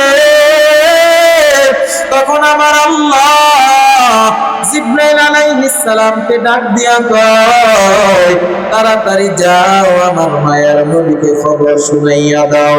আমার মায়ার নবী তো জাবেরের বাড়িতে গেছে। জাবেরের 2টা সন্তান আছে, ওই 2 সন্তানকে না নিয়ে যেন আমার মায়ার নবী খানা খাইতে না বসে। ওই জাবেরের 2 সন্তান নিয়ে যেন মায়ার নবী খানা খাইতে বসে। আমার মায়ার নবী পেছনের দিকে ব্যাক করলেন, জাবেরকে বললেন, তোমার 2 সন্তানকে ডাকো, তাদেরকে নিয়ে খানা খাবো। জাবের ডাক দিয়া কয়, পয়গম্বর, তারা তো ছোট মানুষ, কোন জায়গায় গেছে বলতে পারি না, আপনি খানা খান। এবার মায়ার নবী ডাক দিয়া কয়, না, তাদেরকে নিয়েই খানা খাবো। এবার জাবের কয়, না, আপনারা খানা খান, সবার পেটেই তো ক্ষুধা। এবার আমার মায়ার নবী ডাক দিয়া কয়, ও জাবের, আমি নিজে খানা খাইতে চাই তাদেরকে নিয়ে, এটা আমার ইচ্ছা নয়। আমি যেন তাদেরকে নিয়ে খানা খাই, এটা আমার আল্লাহ তাআলা তার ইচ্ছা জিবরাইলকে দিয়া আমাকে ওহী পাঠাইছে। এবার আর কোনো কথা নবীজি শুনতেছেন ছোট আওয়াজে ঘরের মধ্যে কান্নার আওয়াজ। কে কাঁদে? বলে মা। মা এমন একটা জিনিস, স্বামী তার স্ত্রীকে নিয়ে হসপিটালে গেছে, গর্ভবতী স্ত্রী, ডেলিভারির সময়। ডাক্তাররা ডাক দিয়া কয় স্বামীকে, আপনার স্ত্রীকে বাঁচাইতে গেলে সন্তান বাঁচানো যাবে না, সন্তান বাঁচাইতে গেলে আপনার স্ত্রীকে বাঁচানো যাবে না, বলেন কাকে বাঁচাবো? স্বামী ডাক দিয়া কয় গাছ যদি থাকে তাহলে ফল হবে, আমার স্ত্রীকে বাঁচাও। এই কথাটা শোনার পর জনম দুঃখিনী মা ডাক্তারের পায়ে জড়াইয়া ডাক দিয়া কয় আমাকে বাঁচানো লাগবে না, আমার সন্তানকে বাঁচাও। নিজের জীবনকে শেষ করে দিতে চায়, বিনিময়ে সন্তানকে দুনিয়ার মুখ দেখাইতে চায়। সেই জিনিসটার, সেই বস্তুটার নাম কি জোরে বলেন? মা। এই মায়ের কান্নার আওয়াজ পাইয়া নবীজি বললেন কি খবর বলো। সাহাবী জাবের রাদিয়াল্লাহু তাআলা আনহু বলেন পয়গম্বর আর গোপন করব না, চলেন আমার সাথে। রান্নাঘরের পেছনে গিয়া নবীজিকে সব ঘটনা শোনাইয়া এবার নবীজি কান্না করে, ও জাবের, তোমাদের বুকের মধ্যে এত কষ্ট দামা চাপা দিয়েও আমি মায়ার নবীর মহব্বতে খানার আয়োজন করেছ, সন্তান থেকে আমি নবীকে বেশি ভালোবাসছো, তুমি তো জান্নাতি হয়ে গেলা। সুবহানাল্লাহ। আমার মায়ার নবী ডাক দিয়া কয় আল্লাহ, আপনি তো বলছেন খানা খাইতে, এরা তো মরা, এদের সাথে খানা কিভাবে খাবো? জীবিত মানুষ না খানা খায়? রব্বুল আলামিন যখন খানা খাইতে বলছেন, আমি এদের সাথে খানা খাইতে চাই, আপনি ব্যবস্থা করেন। আমার মায়ার নবীকে আল্লাহ কয় বিইذনিল্লাহ বলে আমার হুকুমে তাদেরকে দাঁড়াইতে বলেন। আল্লাহর নবী বিইذনিল্লাহ বললেন, নবী আল্লাহ তাআলার হুকুমে দাঁড়াইয়া যাও। দুই সন্তান নবীজি বলতে দেরি হয়, দাঁড়াইতে মোটেও দেরি করে নাই। কাদেরে রত্তুদারি বরকামাল আনতা রব্বি আনতা হাসবি দুল জালাল। নবীজি খানা খাইতে বসলেন। এবার সব সাহাবায়ে কেরামদেরকে বলতেছেন, তোমরা যা রুটি লাগে খাও, যা গোশত লাগে খাও। জাবের রাদিয়াল্লাহু তাআলা আনহুকে বলতেছেন, তুমি বন্টন করে দাও। সবার খাওয়ার পর বলে হাড্ডিগুলা কেউ খাইবা না, হাড্ডিগুলা জমা করে রাখবা। এই হাড্ডিগুলা নবীজির কাছে দেওয়ার পর কয় বিইذনিল্লাহ, আবার এই হাড্ডিগুলা তোমরা বকরি হয়ে ফিরে যাও। আল্লাহর নবী বলার পর এই জাবের রাদিয়াল্লাহু তাআলা আনহুর বকরিটা জীবিত হইয়া আবার দৌড় মারল। সুবহানাল্লাহ। আর হাজার সাহাবায়ে কেরাম খাওয়ার পরেও নবীজির বরকতে, আল্লাহর কুদরতে এই বাটি থেকে একটা রুটিও কমে নাই, এক টুকরা গোশত কমে নাই। সুবহানাল্লাহ। বরকত দেওয়ার মালিক কে? নবীর মহব্বত।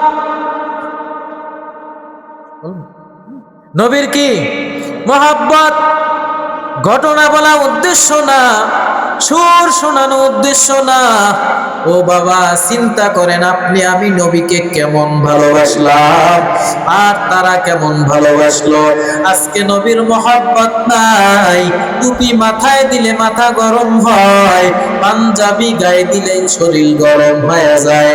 ওই আমরা তো পাঞ্জাবি গায়ে দিলাম, পরিধান করলাম, আমাদের শরীর তো গরম হলো না। গরম হয়েছে ঠিক, ইমানের ব্যাটারি গরম হয়েছে, ঠিক কিনা? নবীর মহব্বত নাই, অথচ নবীর আশিক দাবি করো। নবীর মহব্বত থাকলে দাড়ি তো লম্বা করতা, দাড়ির মধ্যে খুর লাগাইতা না। নবী বলেন, আমার কলিজার মধ্যে আঘাত করলেও আমি এত কষ্ট পাব না যতটা কষ্ট পাই আমার সুন্নাতের উপরে আঘাত করলে। মান তামাসসাকা বিসুন্নতি ইনদা ফাসাদি উম্মতি ফালাহু আজরুহু মিআতা শাহীদ। নবী বলেন, ফিতনার জামানায় যদি কেউ একটা আদনা সুন্নাতের উপর আমল করতে পারে,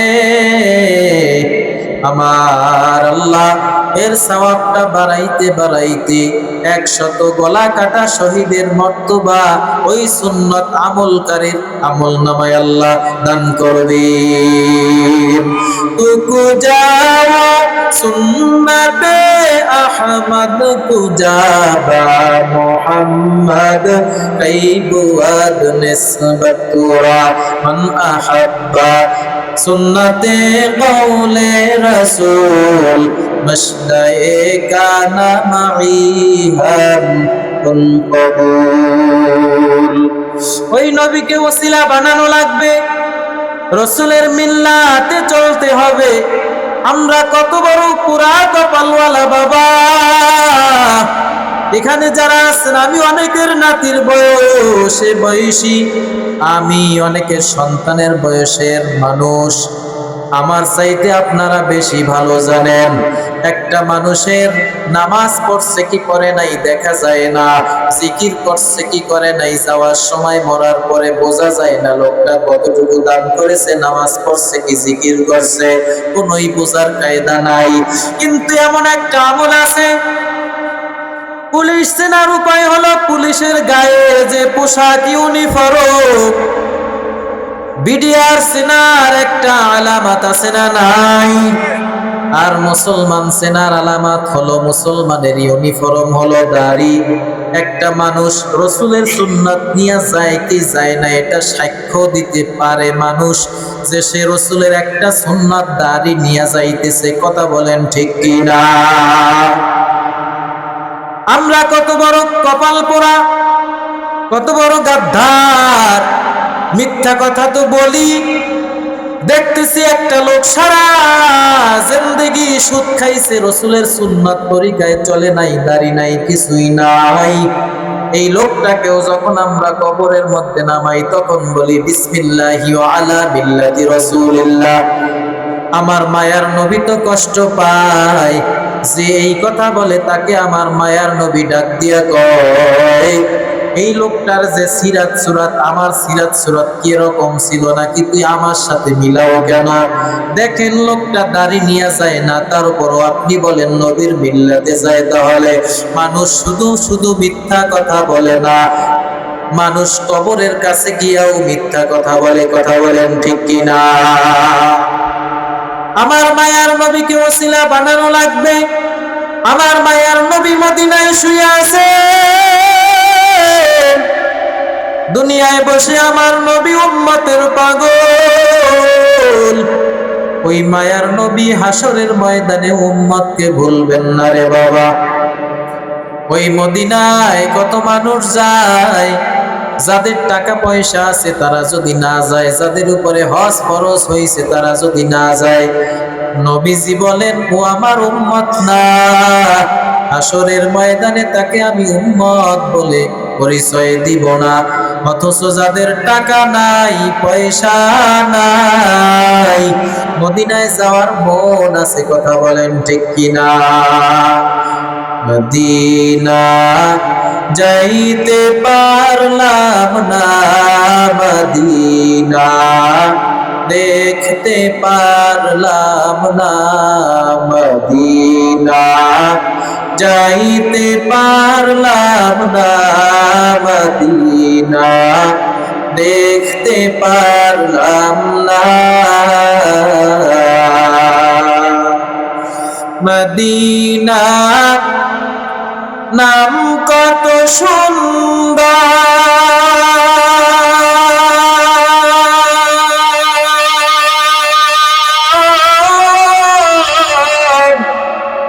মদিনা কেরে সেবন্ত,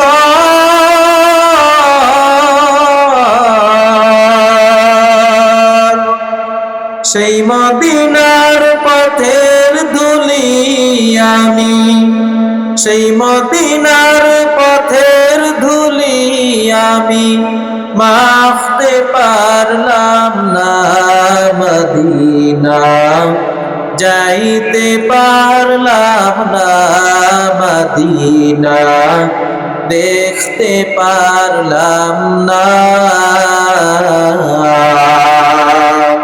মদিনায় যাওয়ার ইচ্ছা আছে না নাই? আপনি আমি নবীকে যদি ওসিলা বানাইতে পারি, নামাজ যদি ওসিলা বানাইতে পারি, আল্লাহ নিজেই তো কয় আমি তো মিথ্যা কথা বলবো না, আল্লাহর কোরআন সত্য, নবীর হাদিস সত্য, কথা বলেন ঠিক কিনা? জান্নাতের আরাম সত্য, জাহান্নামে যে আযাব আছে তাও সত্য। আমার আল্লাহ তাআলা কুরআনুল কারীমে বলতেছেন, মুতাম্মাত কালিমাতু রাব্বিকা সিদকাও ওয়া আদলা লা মুবাদদিলা লিকালিমাতি। আমি আল্লাহ তাআলার কথা, আমি আল্লাহ তাআলার কালাম কেউ পরিবর্তন করতে পারবে না, এর মধ্যে কোনো ভুল নাই, ইনসাফপূর্ণ, এটা রদবদল করার ক্ষমতা কারো নাই, ঠিক কিনা? আল্লাহ যে ওয়াদা দিয়েছেন সব ওয়াদা সত্য, ওয়াদাল্লাহি হাক্কা, ওমান আসদাকু মিনাল্লাহি কিলা। আল্লাহ তাআলার চাইতে সত্যবাদী তো আর কেউ নাই। সে আল্লাহ তাআলা বলেন, আবেশার পাশে বসা আল্লাহ তাআলা বলেন, ইয়া আইয়ুহাল্লাযীনা আমানু ফাবতাগু ইলাইহিল ওয়াসিলা। ওসিলা আল্লাহর কাছে বড় দামি জিনিস। এজন্য আপনার আমার জীবনে এমন কোন আমল আছে নাকি যে এই আমলটাকে আল্লাহর দরবারে ওসিলা হিসাবে দাঁড় করাবো? আছে? আজকের মাহফিলটা তো নাজাতের ওসিলা হয়ে যাইতে পারে, ঠিক কিনা বলেন? দুনিয়ায় সামান্য এই ঠান্ডা সহ্য করতে পারি না, এই ঠান্ডা থেকে পরিত্রাণ পাওয়ার জন্য আপনি আমি চাদর মুড়া দিছি, বিভিন্ন বস্ত্র পরিধান করছি, কথা বলেন ঠিক কিনা? কিন্তু এই জাহান্নামের আগুন থেকে আব্বা পরিত্রাণ পাওয়ার জন্য নেক আমলের পোশাক আপনার আমার ইমানের গায়ে পরিধান করা লাগবে। যারা এখানে উপস্থিত আছেন বাবা, সবাই জান্নাতি মানুষ, বলেন না সুবহানাল্লাহ। আমাদের বাবার বাড়ি কোথায়? জান্নাতে। বাবার বাড়ি কোথায়? জান্নাতে। আদম আলাইহিস সালামের বাড়ি জান্নাতে। তাহলে তার সন্তানদের বাড়ি কোথায় হবে? বাবার পদবী যদি খলিফা হয়, আমি আব্দুর রহিমের পদবীও তো খলিফা হবে, আমার পদবী কিন্তু খলিফা। বাবার পদবী যদি জান্নাতি হয়, সন্তানদের পদবী হবে কি? জান্নাতি। তাহলে আমরা জান্নাতি মানুষ। এই জান্নাতে যাইতে হলে ওসিলা তালাশ করা লাগবে, আর সেই মায়ার নবীকে ওসিলা বানানোর জন্য সবাই রাজি আছেন না নাই? আমার মায়ার নবী মুমূর্ষ অবস্থায় তার চাচাতো ভাই ফজল রাদিয়াল্লাহু তাআলা আনহুকে ডাক দিয়া বলেন, ও আমার চাচাতো ভাই ফজল, সমস্ত সাহাবায়ে কেরামদেরকে মসজিদে নববীতে ডাক দাও, আমি নবী বিদায়ের ঘন্টা বেজে গেছে। আমার মনে হয় দুনিয়ায় আর বেশি দিন থাকা সম্ভব হবে না। সব সাহাবায়ে কেরামদেরকে ডাক দাও, হাক্কুল্লাহ আর হাক্কুল ইবাদ, আল্লাহর হক আর বান্দার হক। বান্দার হক আল্লাহ মাফ করবেন না, আল্লাহর হক আল্লাহ ইচ্ছা করলে মাফ করতে পারেন, যদি আল্লাহ ইচ্ছা করেন। কিন্তু বান্দার হক যদি বান্দা মাফ না করে তাহলে কোনো কায়দা নাই। এই ব্যাপারে অনেক আলোচনা আছে, ওদিকে ঢুকলাম না, সময় অনেক হয়ে গেছে। এজন্য আল্লাহ তাআলার হাবিব বলেন, আমি দুনিয়াতে সবার হক পরিশোধ করে যেতে চাই। কারণ হাসরের ময়দানে আল্লাহর সামনে দাঁড়াইতে আমি বড় ভয় পাই। তখন যদি কেউ আমার নামে মামলা করে, আমার হক নষ্ট করেছে, আমি নবী হইলেও জবাব দিয়া এক কদম সামনে কদম বাড়ানো যাবে না। কি বলতেছেন? মায়ার নবী। আর আপনি আমি বোনের হক ঠকাইয়া খাই, ভাইয়ের হক ঠকাইয়া খাই। বাবারা মেয়েদেরকে বাবারা সম্পদ দিতে চায় না বলে দোয়া করে দিলাম। আমার মায়ার নবী ডাক দিয়া কয়, সব সাহাবায়ে কেরামদেরকে ডাক দাও। সাহাবায়ে কেরামদের উদ্দেশ্যে ভাষণ দিয়া দিল, কার কার আমার কাছে পাওনা আছে, কার কার আমার কাছে দাবি আছে, আমি আজকে সবার দাবি পূরণ করে দিব। এক সাহাবী ডাক দিয়া কয়, আমার আপনার কাছে 3টা দিরহাম পাওনা আছে, 3টা দিরহাম পরিশোধ করে দেন। ফজল রাদিয়াল্লাহু তাআলা আনহুকে ডাক দিয়া কয়, ও ফজল 3 দিরহাম তাকে দিয়া দাও। এবার এক সাহাবী ডাক দিয়া কয়, ও মায়ার নবী, সাইদ ইবনে আবি ওয়াক্কাস রাদিয়াল্লাহু তাআলা আনহু ডাক দিয়া কয়, ও মায়ার নবী আমার, এক যুদ্ধে আপনি কাফেরদের বিরুদ্ধে একটা লাঠি ঘুরাইতেছিলেন, ওই লাঠিটা আমার পিঠে একটা আঘাত করেছিল আপনার হাতে থাকা লাঠির মাধ্যমে। আজকে আমি আপনাকে সেই আঘাতটা দিয়া আমি আমার দাবি পূরণ করতে চাই। সমস্ত সাহাবায়ে কেরাম আশ্চর্য হয়ে গেল। হযরত ওমর, হযরত আবু বকর, হযরত আলী, সব সাহাবায়ে কেরাম ক্ষিপ্ত। হযরত ওমর হাতা খাসাইতেছে, বড় গরম দিলের সাহাবী। আমার মায়ার নবী ডাক দিয়া কয়, সাহাবায়ে কেরাম খামোশ হয়ে যাও। তার দাবি যদি আমি দুনিয়া থেকে আমি যদি আদায় করে না যাই, আল্লাহ তাআলার আদালতে আমাকে আসামির কাঠগড়ায় দাঁড় করাতে হবে। ও সাহাবী, ঠিক আছে, তোমার দাবি পূরণ করে নাও। এবার সাহাবী দাঁড়াইয়া কয়, ইয়া রাসূলুল্লাহ, যেমন তেমন লাঠি দ্বারা তো দাবি আমি পূরণ করতে পারবো না। যেই লাঠি দিয়ে আপনি আমাকে আঘাত করছিলেন, ওই লাঠি দিয়ে আপনাকে আঘাত করা লাগবে। আমার মায়ার নবী কয়, ওই লাঠিটা তো এখানে নাই, ওই লাঠিটা হলো আমার কন্যা ফাতিমার ঘরের এক কোণায় টানানো। ও আলী, তাড়াতাড়ি যাও, ফাতিমার ঘর থেকে লাঠিটা নিয়ে আসো। হযরত আলী ফাতিমার ঘরে গিয়া লাঠিটা যখন নিয়ে আসতেছে, ফাতিমা ডাক দিয়া কয়, এই লাঠিটা দিয়া কি হবে? কয়, আমার আব্বা জান চাইতেছে, আমার শ্বশুর আব্বা। মায়ার নবী লাঠিটা চাই বলে, এতদিন দরকার হয় নাই, আজকে কেন হঠাৎ দরকার? কয়েক সাহাবী নাকি আমার মায়ার নবীকে আঘাত করে তার দাবি পূরণ করে নিবে। আমার মায়ার নবী নাকি কোন যুদ্ধে সাহাবীর পিঠে একটা আঘাত করেছিল লাঠি দিয়া। আজকে সাহাবী আমার মায়ার নবীর পিঠে আঘাত করবে। ফাতিমা ডাক দিয়া কয়, হাসান হুসাইনের দিকে আয়, তোর নানা বড় অসুস্থ, তোর নানার গায়ে জ্বর, তোর নানাকে নাকি কোন সাহাবী মারবে। তাড়াতাড়ি গিয়া তোরা তোর নানার গায়ের উপরে পড়, যত আঘাত তোদের পিঠের উপরে নেও, তোমার নানার গায়ে যেন একটা আঘাত না লাগে। হযরত হাসান হোসেন গিয়া ডাক দিয়া কয়, সাহাবী, যত আঘাত করার দরকার আমাদেরকে করো, তারপর আমার নানাকে মারিও না। সাহাবায়ে কেরাম বলতেছেন, যে নবীর কারণে ইসলাম পাইলাম, দিন পাইলাম, সেই নবীকে মারিও না। সাহাবী ডাক দিয়া কয়, আমার দাবি আমি পূরণ করব। আমার মায়ার নবী ডাক দিয়া কয়, সাহাবী তুমি আঘাত করো। সাহাবী ডাক দিয়া কয়, পয়গম্বর যখন আমার গায়ে আঘাত লাগছিল, আমার জিসম মোবারকের উপরে কোনো জামার ছিল না, কোনো কাপড় ছিল না। আজকে আপনাকে আঘাত করব, কিন্তু আপনার গায়ের মধ্যে দেখা যায় চাদর লটকানো, আপনার গায়ের মধ্যেও কিছু থাকতে পারবে না, আপনারও খালি গায়ে হতে হবে পয়গম্বর। আমার মায়ার নবী খালি গায়ে হইয়া সাহাবীকে ডাক দিয়ে কয়, সাহাবী আসো,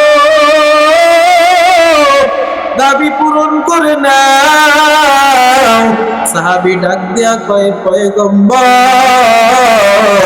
আপনি কোন দিকে ফিরেন। আমার মায়ার নবী অপর পার্শ্ব হওয়ার পর এই সাহাবী পেছন দিক থেকে দৌড় দিয়া আমার মায়ার নবীকে পেছন দিক থেকে জড়াইয়া ধইরা আমার মায়ার নবীর গর্দানের নিচে বাম দিকে নবুয়তের একটা সিলমোহর ছিল বাবা। ওই সিলমোহরের উপরে একটা চুম্বন করছে সাহাবী। চুম্বন করিয়া ডাক দিয়া কয়, পয়গম্বর আমাকে আপনি ক্ষমা করবেন, এছাড়া কোনো উপায় ছিল না। আল্লাহ তো বলছেন ওসিলা তালাশ করার জন্য। আমার জীবনে তেমন কোনো আমল নাই যে আমলের উসিলা দিয়ে আমি আখিরাতে নাজাত পাব। আজকে আমি আপনার এই সিলমোহরের উপরে আমি যখন চুম্বন করলাম, এর উসিলায় আল্লাহ তাআলাকে বলবো, আল্লাহ নবীর সিলমোহরের উপরে এই জবান দিয়ে আমি চুম্বন করেছি, এই জবান যে শরীরের মধ্যে আছে ওই শরীরটা তুমি জাহান্নামের আগুনে পোড়াবা না। আমার আল্লাহ হতে পারে এর উসিলায় মাফ করে দিতে পারে। আমার মায়ার নবীও কাঁদে, সাহাবায়ে কিরামও কাঁদে। আমার মায়ার নবী ডাক দিয়া কয়, সাহাবী তুই আমার এই সিলমোহরের উপরে চুম্বন করছো না জানো, তোর জন্য জান্নাত ওয়াজিব করিয়া দিছো। বলেন সুবহানাল্লাহ। এজন্য ওসিলার বড় দাম। আর বেশি সময় নিব না, এখনই শেষ করে দিব। সবার জন্য দোয়া করব, আল্লাহ তাআলা আপনাকে আমাকে মোহাব্বত করবেন, দামি বানাইবেন, বড় লোক সেই হিসাবে আল্লাহর সামনে আপনার আমার দাম হবে না। আপনার আমার অনেক টাকা পয়সা আছে, বড় বংশের মানুষের জন্য দাম নাই। একমাত্র দাম হচ্ছে ইন্নাল্লাহা লা ইয়ানজুরু ইলা সুওয়ারিকুম ওয়া আমওয়ালিকুম ওয়ালাকিন ইয়ানজুরু ইলা কুলুবিকুম ওয়া নিয়্যাতিকুম ওয়া আমালিকুম। আল্লাহ তাআলা কারোর সূরাতের দিকে তাকান না, কারোর সম্পদ মালের দিকে তাকান না। আল্লাহ তাআলা তাকায় বান্দার কলব, নেক নিয়ত ও আমলের দিকে, ঠিক কিনা? এজন্য যারা আসছেন আজকে জীবনের গ্যারান্টি 1 সেকেন্ডেরও নাই। আজকে এই রাত্রটা পার হবে কিনা আপনার আমার জানা নাই। আল্লাহর নবী হযরত আলী রাদিয়াল্লাহু তাআলা আনহুকে ডাক দিয়া কয়, আলী আপনি মৃত্যুকে কত দূরে মনে করেন? হযরত আলী রাদিয়াল্লাহু তাআলা আনহু বলেন, পয়গম্বর এক নামাজ পড়ি আর এক নামাজ আমি পড়তে পারি কিনা এটাই আমার সন্দেহ, এর আগেই আমার মরণ হয়ে যাইবে। আমার মায়ার নবী কয়, ও আলী মউত তো এত দূরে না, মউত হলো তুমি ডান দিকে সালাম ফিরাইয়া বাম দিকে ফিরাইতে পারো কিনা এর কোনো গ্যারান্টি নাই, ঠিক কিনা? মানুষ যখন তখন মারা যায়, এজন্য মরণ সবার হবে। আল্লাহ তাআলার কাছে দোয়া করেন, আল্লাহ তুমি যখনই মরণ দিবা ঈমানের সাথে মরণ দিও। এখন শাবান মাস চলতেছে, সামনে আসতেছে রমজান মাস। এই রমজানের বড় বরকত, কেমন বরকত বলে 11 মাস বান্দা আমল করবে, এই আমলের পুরস্কার আমার আল্লাহ রমজান মাসে দিয়া দিবেন। সুবহানাল্লাহ। রমজানের রোজা রাখার জন্য আল্লাহ বলেছেন, ইয়া আইয়ুহাল্লাযীনা আমানু কুতিবা আলাইকুমুস সিয়াম কামা কুতিবা আলাল্লাযীনা মিন ক্বাবলিকুম লাআল্লাকুম তাত্তাকুন। আল্লাহ পাক বলেন, হে মুমিন, তোমাদের উপরে রমজানের রোজাকে ফরজ করা হয়েছে যেমনি ভাবে তোমাদের পূর্ববর্তীগণের উপরে ফরজ করা হয়েছিল। এই রমজানের রোজা কেন ফরজ করা হয়েছে? বলে লাআল্লাকুম তাত্তাকুন, যেন তোমরা তাকওয়া অর্জন করতে পারো। নামাজ পড়লে দেখা যায়, জিকির করলে দেখা যায়, কিন্তু রোজা রাখলে বোঝা যায় না, দেখাও যায় না। আল্লাহ কয় আমাকেও দেখা যায় না, রোজাও দেখা যায় না। যেহেতু রোজার সাথে আমি আল্লাহর সিফাতের বড় মিল, সেহেতু রোজা হলো as-সাওমুলি, রোজা আমার জন্য, আর রোজার পুরস্কার আমি আল্লাহ নিজের হাতে দিব। বুড়া বুড়া মানুষ রোজা ছাড়ে না। এই যে ছোট বাচ্চা দেখেন, গত বছরও নাকি 23-24টা রোজা রাখছে, অথচ আপনি যুবক মানুষ, টাটকা যুবক, রোজা রাখতে পারেন না। এই রোজা রাখার নিয়ত করা লাগবে। আমার মায়ার নবী মসজিদে নববীতে যখন মিম্বরের উপরে উঠতেছেন, প্রথম নাম্বার তাকে যখন উঠছেন তখন নবী বলছেন আমিন। দ্বিতীয় নাম্বার তাকে যখন উঠছেন নবী বলছেন আমিন। তৃতীয় নাম্বার তাকে যখন নবীজি উঠছেন তখন বলছেন আমিন। প্রথম নাম্বার তাকে ওঠার কারণ জিজ্ঞাসা করলেন সাহাবায়ে কেরাম। নবীজি বললেন, কেউ যদি নবীর প্রতি দুরূদ পাঠ করার পর, নবীর নাম শোনার পর দুরূদ পাঠ না করে, তার জন্য ধ্বংস আসুক। এটা জিবরাইল আমিন আমাকে কানে কানে বলল, আমি বললাম আমিন। দ্বিতীয় তাকে যখন আমি পা মোবারক রাখছি, আর জিবরাইল ডাক দিয়া বলে, পয়গম্বর, যারা মা বাবা বেঁচে থাকার পরেও তাদের খেদমত করে জান্নাত কামাই করতে পারলো না, তাদের উপরে আল্লাহর লানত আসুক। আমি বললাম আমিন। তৃতীয় তাকে যখন পা রাখলাম, মায়ার নবীকে জিবরাইল আমিন ডাক দিয়া বললেন, পয়গম্বর, রমজান মাস আসার পর যারা রোজা রাখার মাধ্যমে নিজের গুনাহকে মাফ করাইতে পারলো না, তাদের উপরে লানত আসুক। আমার মায়ার নবী বললেন আমিন। আপনারাই বলেন, জিবরাইল আলাইহিস সালাম একজন প্রসিদ্ধ ফেরেশতা, আল্লাহ তাআলার হুকুমে আয়েশা তিনি দোয়া করেছেন, সেটাই তো গ্রহণযোগ্য ছিল, সেটাই তো যথেষ্ট ছিল। আমার মায়ার নবী আবার আমিন বলে কথাটাকে শক্ত করে দিয়েছেন। তাহলে বোঝা গেল, এই তিনটা আমল যারা করবে না, রমজানের রোজা যারা রাখবে না, তাদের উপরে আল্লাহ তাআলার লানাত আর ধ্বংস যে আসবে, এর মধ্যে কোনো সন্দেহ নাই, ঠিক কিনা? রহমতের 10 দিনে আল্লাহ বান্দার প্রতি নেক নজর দেয়, আর মাগফিরাতের 10 দিনে আমার আল্লাহ গুনাহ মাফ করেন। নাজাতের 10 দিনে আমার আল্লাহ জাহান্নাম থেকে মুক্তি দিয়া জান্নাতি বানায় দেয়। রোজাদারদের অনেক পুরস্কার আছে। বলে রোজাদারদের খুশির সময় হলো 2টা। জোরে কোন কয়টা? একটা হলো ইফতারির সময়, আর একটা হলো মাওলার দিদারের সময়। জোরে বলেন সুবহানাল্লাহ। রোজাদারের পুরস্কার হলো 5টা। 1 নাম্বার পুরস্কার হলো রোজাদারের মুখের দুর্গন্ধ আল্লাহর কাছে মিশকাম্বরের চাইতেও অধিক সুগন্ধিযুক্ত। রোজাদারের জন্য রোজার মাসে শয়তানকে শিকলবন্দি করে রাখা হয়। রোজাদারের জন্য সমুদ্রের মৎস্য পর্যন্ত দোয়ায় মাগফিরাত করতে থাকে। রোজাদারের জন্য জান্নাতকে সুসজ্জিত করা হয়।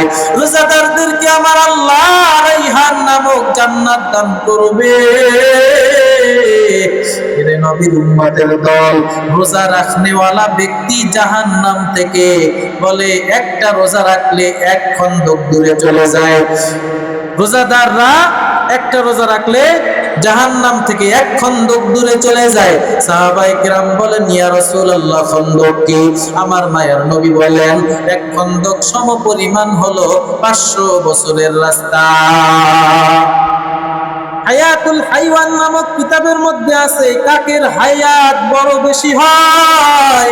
একটা কাক যদি জন্মের শুরু লগ্ন থেকে ওরা শুরু করে, উঠতে উঠতে উঠতে উঠতে কোনো বিরাম নাই, শেষ পর্যন্ত যাইয়া মারাই যায়। এই কাকটা কত দূর পর্যন্ত যায়? বলে একটা রোজাদার জাহান্নাম থেকে কত দূরে সরে যায়। একজন রোজাদার থেকে জাহান্নাম তার থেকে অনেক দূরে সরে যায়। সুবহানাল্লাহ। এজন্য রোজা রাখার নিয়ত আছে তো? জোরে বলেন আছে? রোজার মাধ্যমে তাকওয়া অর্জন হয় বাবা, কি হয়? তাকওয়া অর্জন হয়। এজন্য এই রোজার মাস আসতেছে। রোজার মাস কি ভুলে গেছেন? হ্যাঁ, রোজার মাস কি বলা যায়? কত সুন্দর পরিবেশ হয়, আল্লাহু আকবার, জান্নাতি পরিবেশ হয়। মসজিদের মধ্যে মুসল্লি বেশি হয়। মুসল্লি কি হয়? মুসল্লি বেশি হয়। এই রোজার মাসে পথে ঘাটে রাস্তাঘাটে মানুষ সুন্দর জান্নাতি পরিবেশের মতো চলাফেরা করে। ভুলবো না, ভোলা যায় নাকি মাহে রমজানের স্মৃতি? ভুলবো না, ভোলা যায় নাকি মাহে রমজানের স্মৃতি? এই মাসের কত ফজিলত জানো কি মুসলিম জাতি? ভুলবো না, ভোলা যায় নাকি মাহে রমজানের স্মৃতি?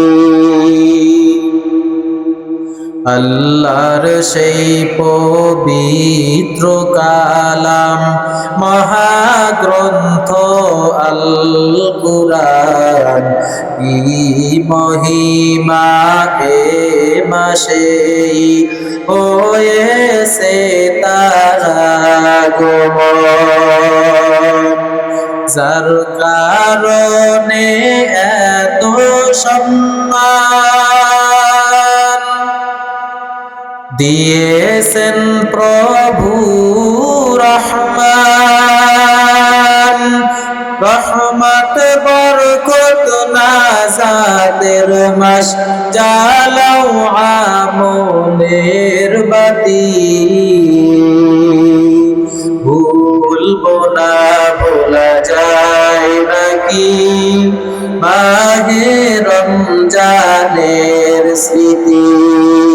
ভুলবো না, ভোলা যায় নাকি মাহে রমজানের স্মৃতি? কত কষ্ট করেছিলেন ইয়াতীম নবী এই রমজানে, ইবাদতে রাত কাটিয়ে দিতেন, কি হবে উম্মত বিনে? কত কষ্ট করেছিলেন ইয়াতীম নবী এই রমজানে, ইবাদতে রাত কাটিয়ে দিতেন, কি হবে উম্মত বিনে? আমরা তো সেই নবীরই উম্মত, কেমনে দাও তার সিনাতে আঘাত? মরণের ভয় নাই কি তোমার? কি হবে যে শেষের গতি? ভুলবো না, ভোলা যায় নাকি মাহে রমজানের স্মৃতি? ভুলবো না, ভোলা যায় নাকি মাহে রমজানের স্মৃতি? ربنا آتنا في الدنيا حسنة وفي الآخرة حسنة وقنا عذاب النار. यहाँ हम सब मुसाफिर हैं, कब्र आखिर ठिकाना, कोई आगे रवाना है, कोई पीछे रवाना। ও দয়ার মালিক, গভীর রাত দীর্ঘক্ষণ বয়ান করার পরে আপনার খাস বান্দাদেরকে নিয়া গভীর রাতে আপনার শাহী দরবারে দুটি হাত তুলে দিয়েছি। আল্লাহ, দয়া করে মায়া করে মালিক আজকের এই মাহফিলের সমস্ত আলোচনাগুলার ভুল ত্রুটি ক্ষমা করে দিয়া এর হাদিয়াটুকু সর্বপ্রথম আমার মায়ার নবীর রওজা মোবারকে পৌঁছাইয়া দেন।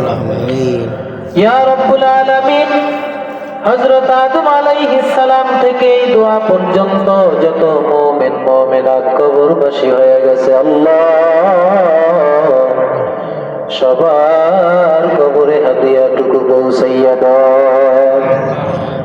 ইয়া রব্বুল আলামিন, আমরা যারা হাত তুলেছি আমরা তো আপনার পাপী বান্দা।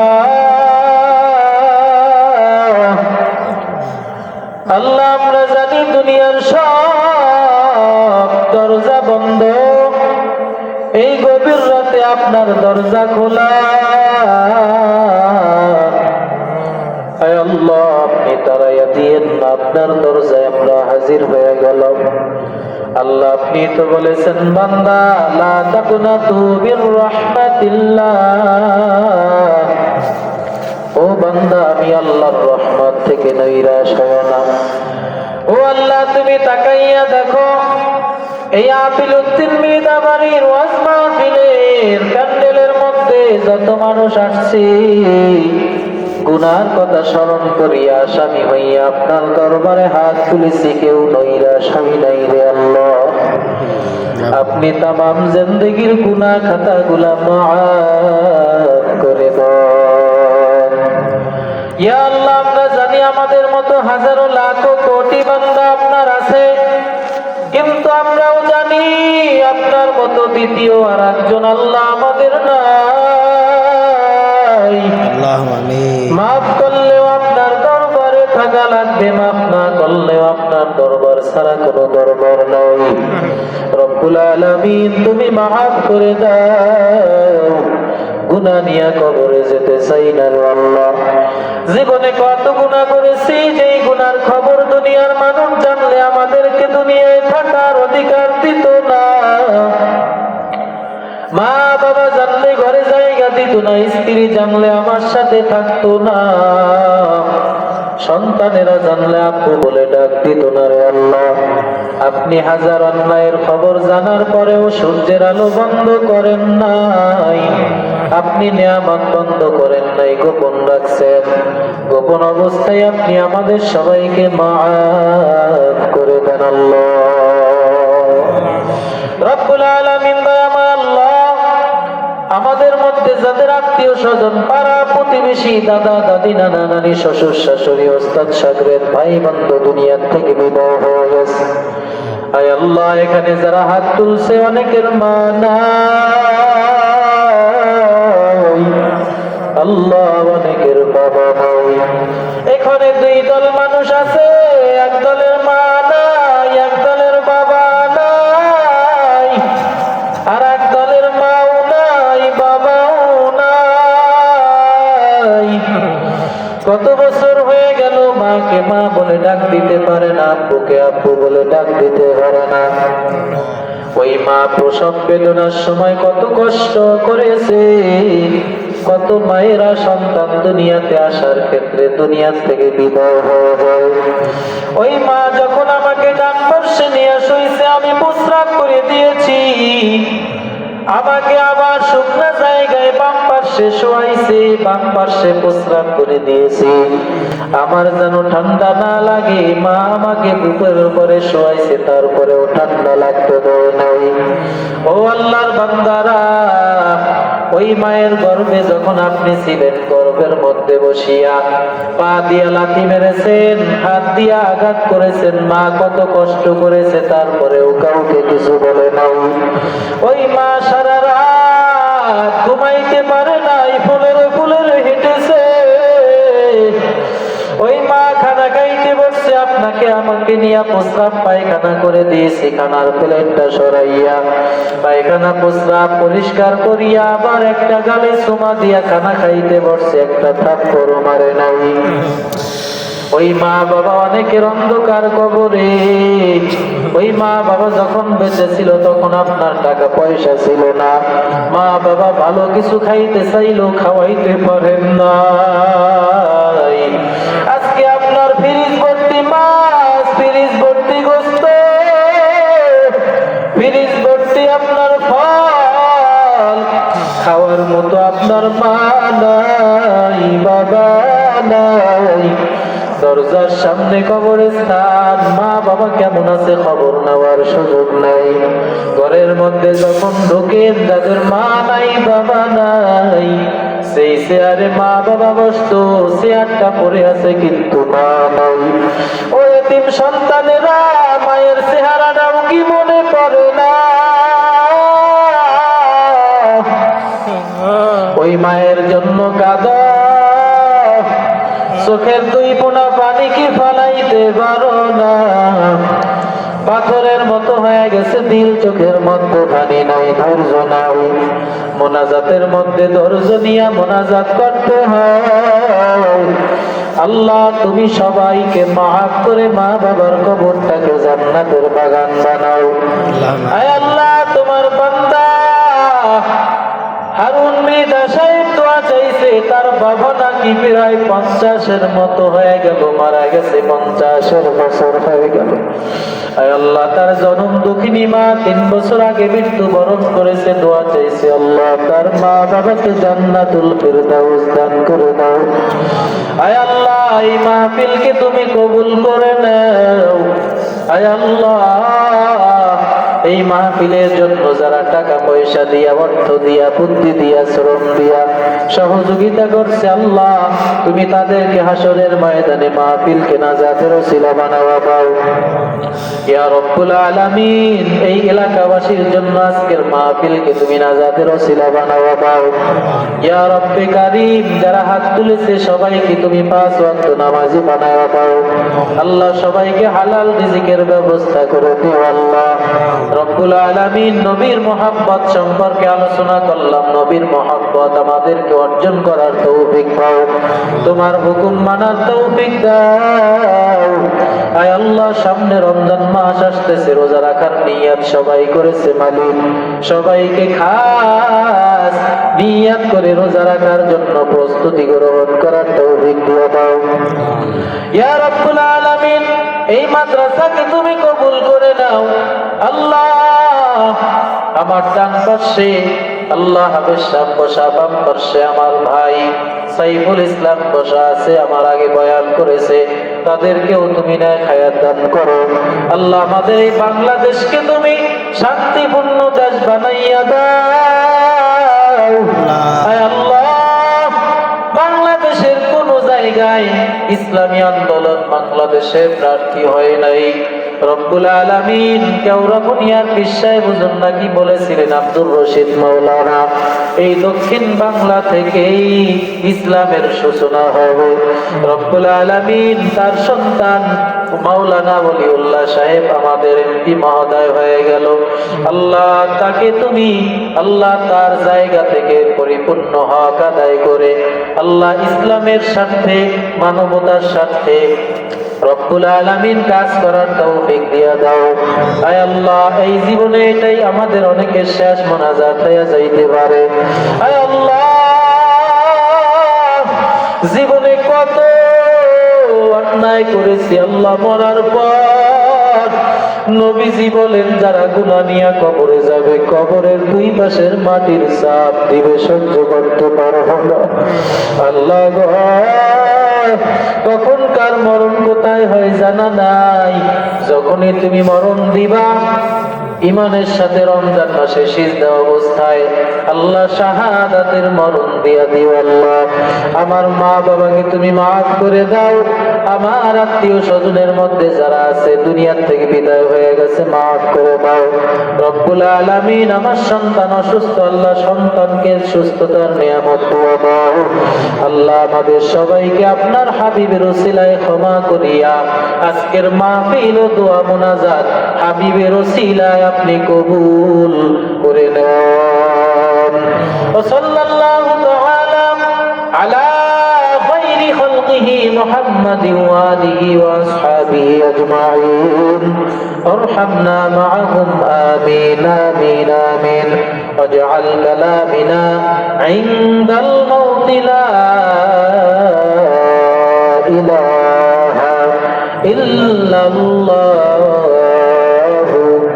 محمد رسول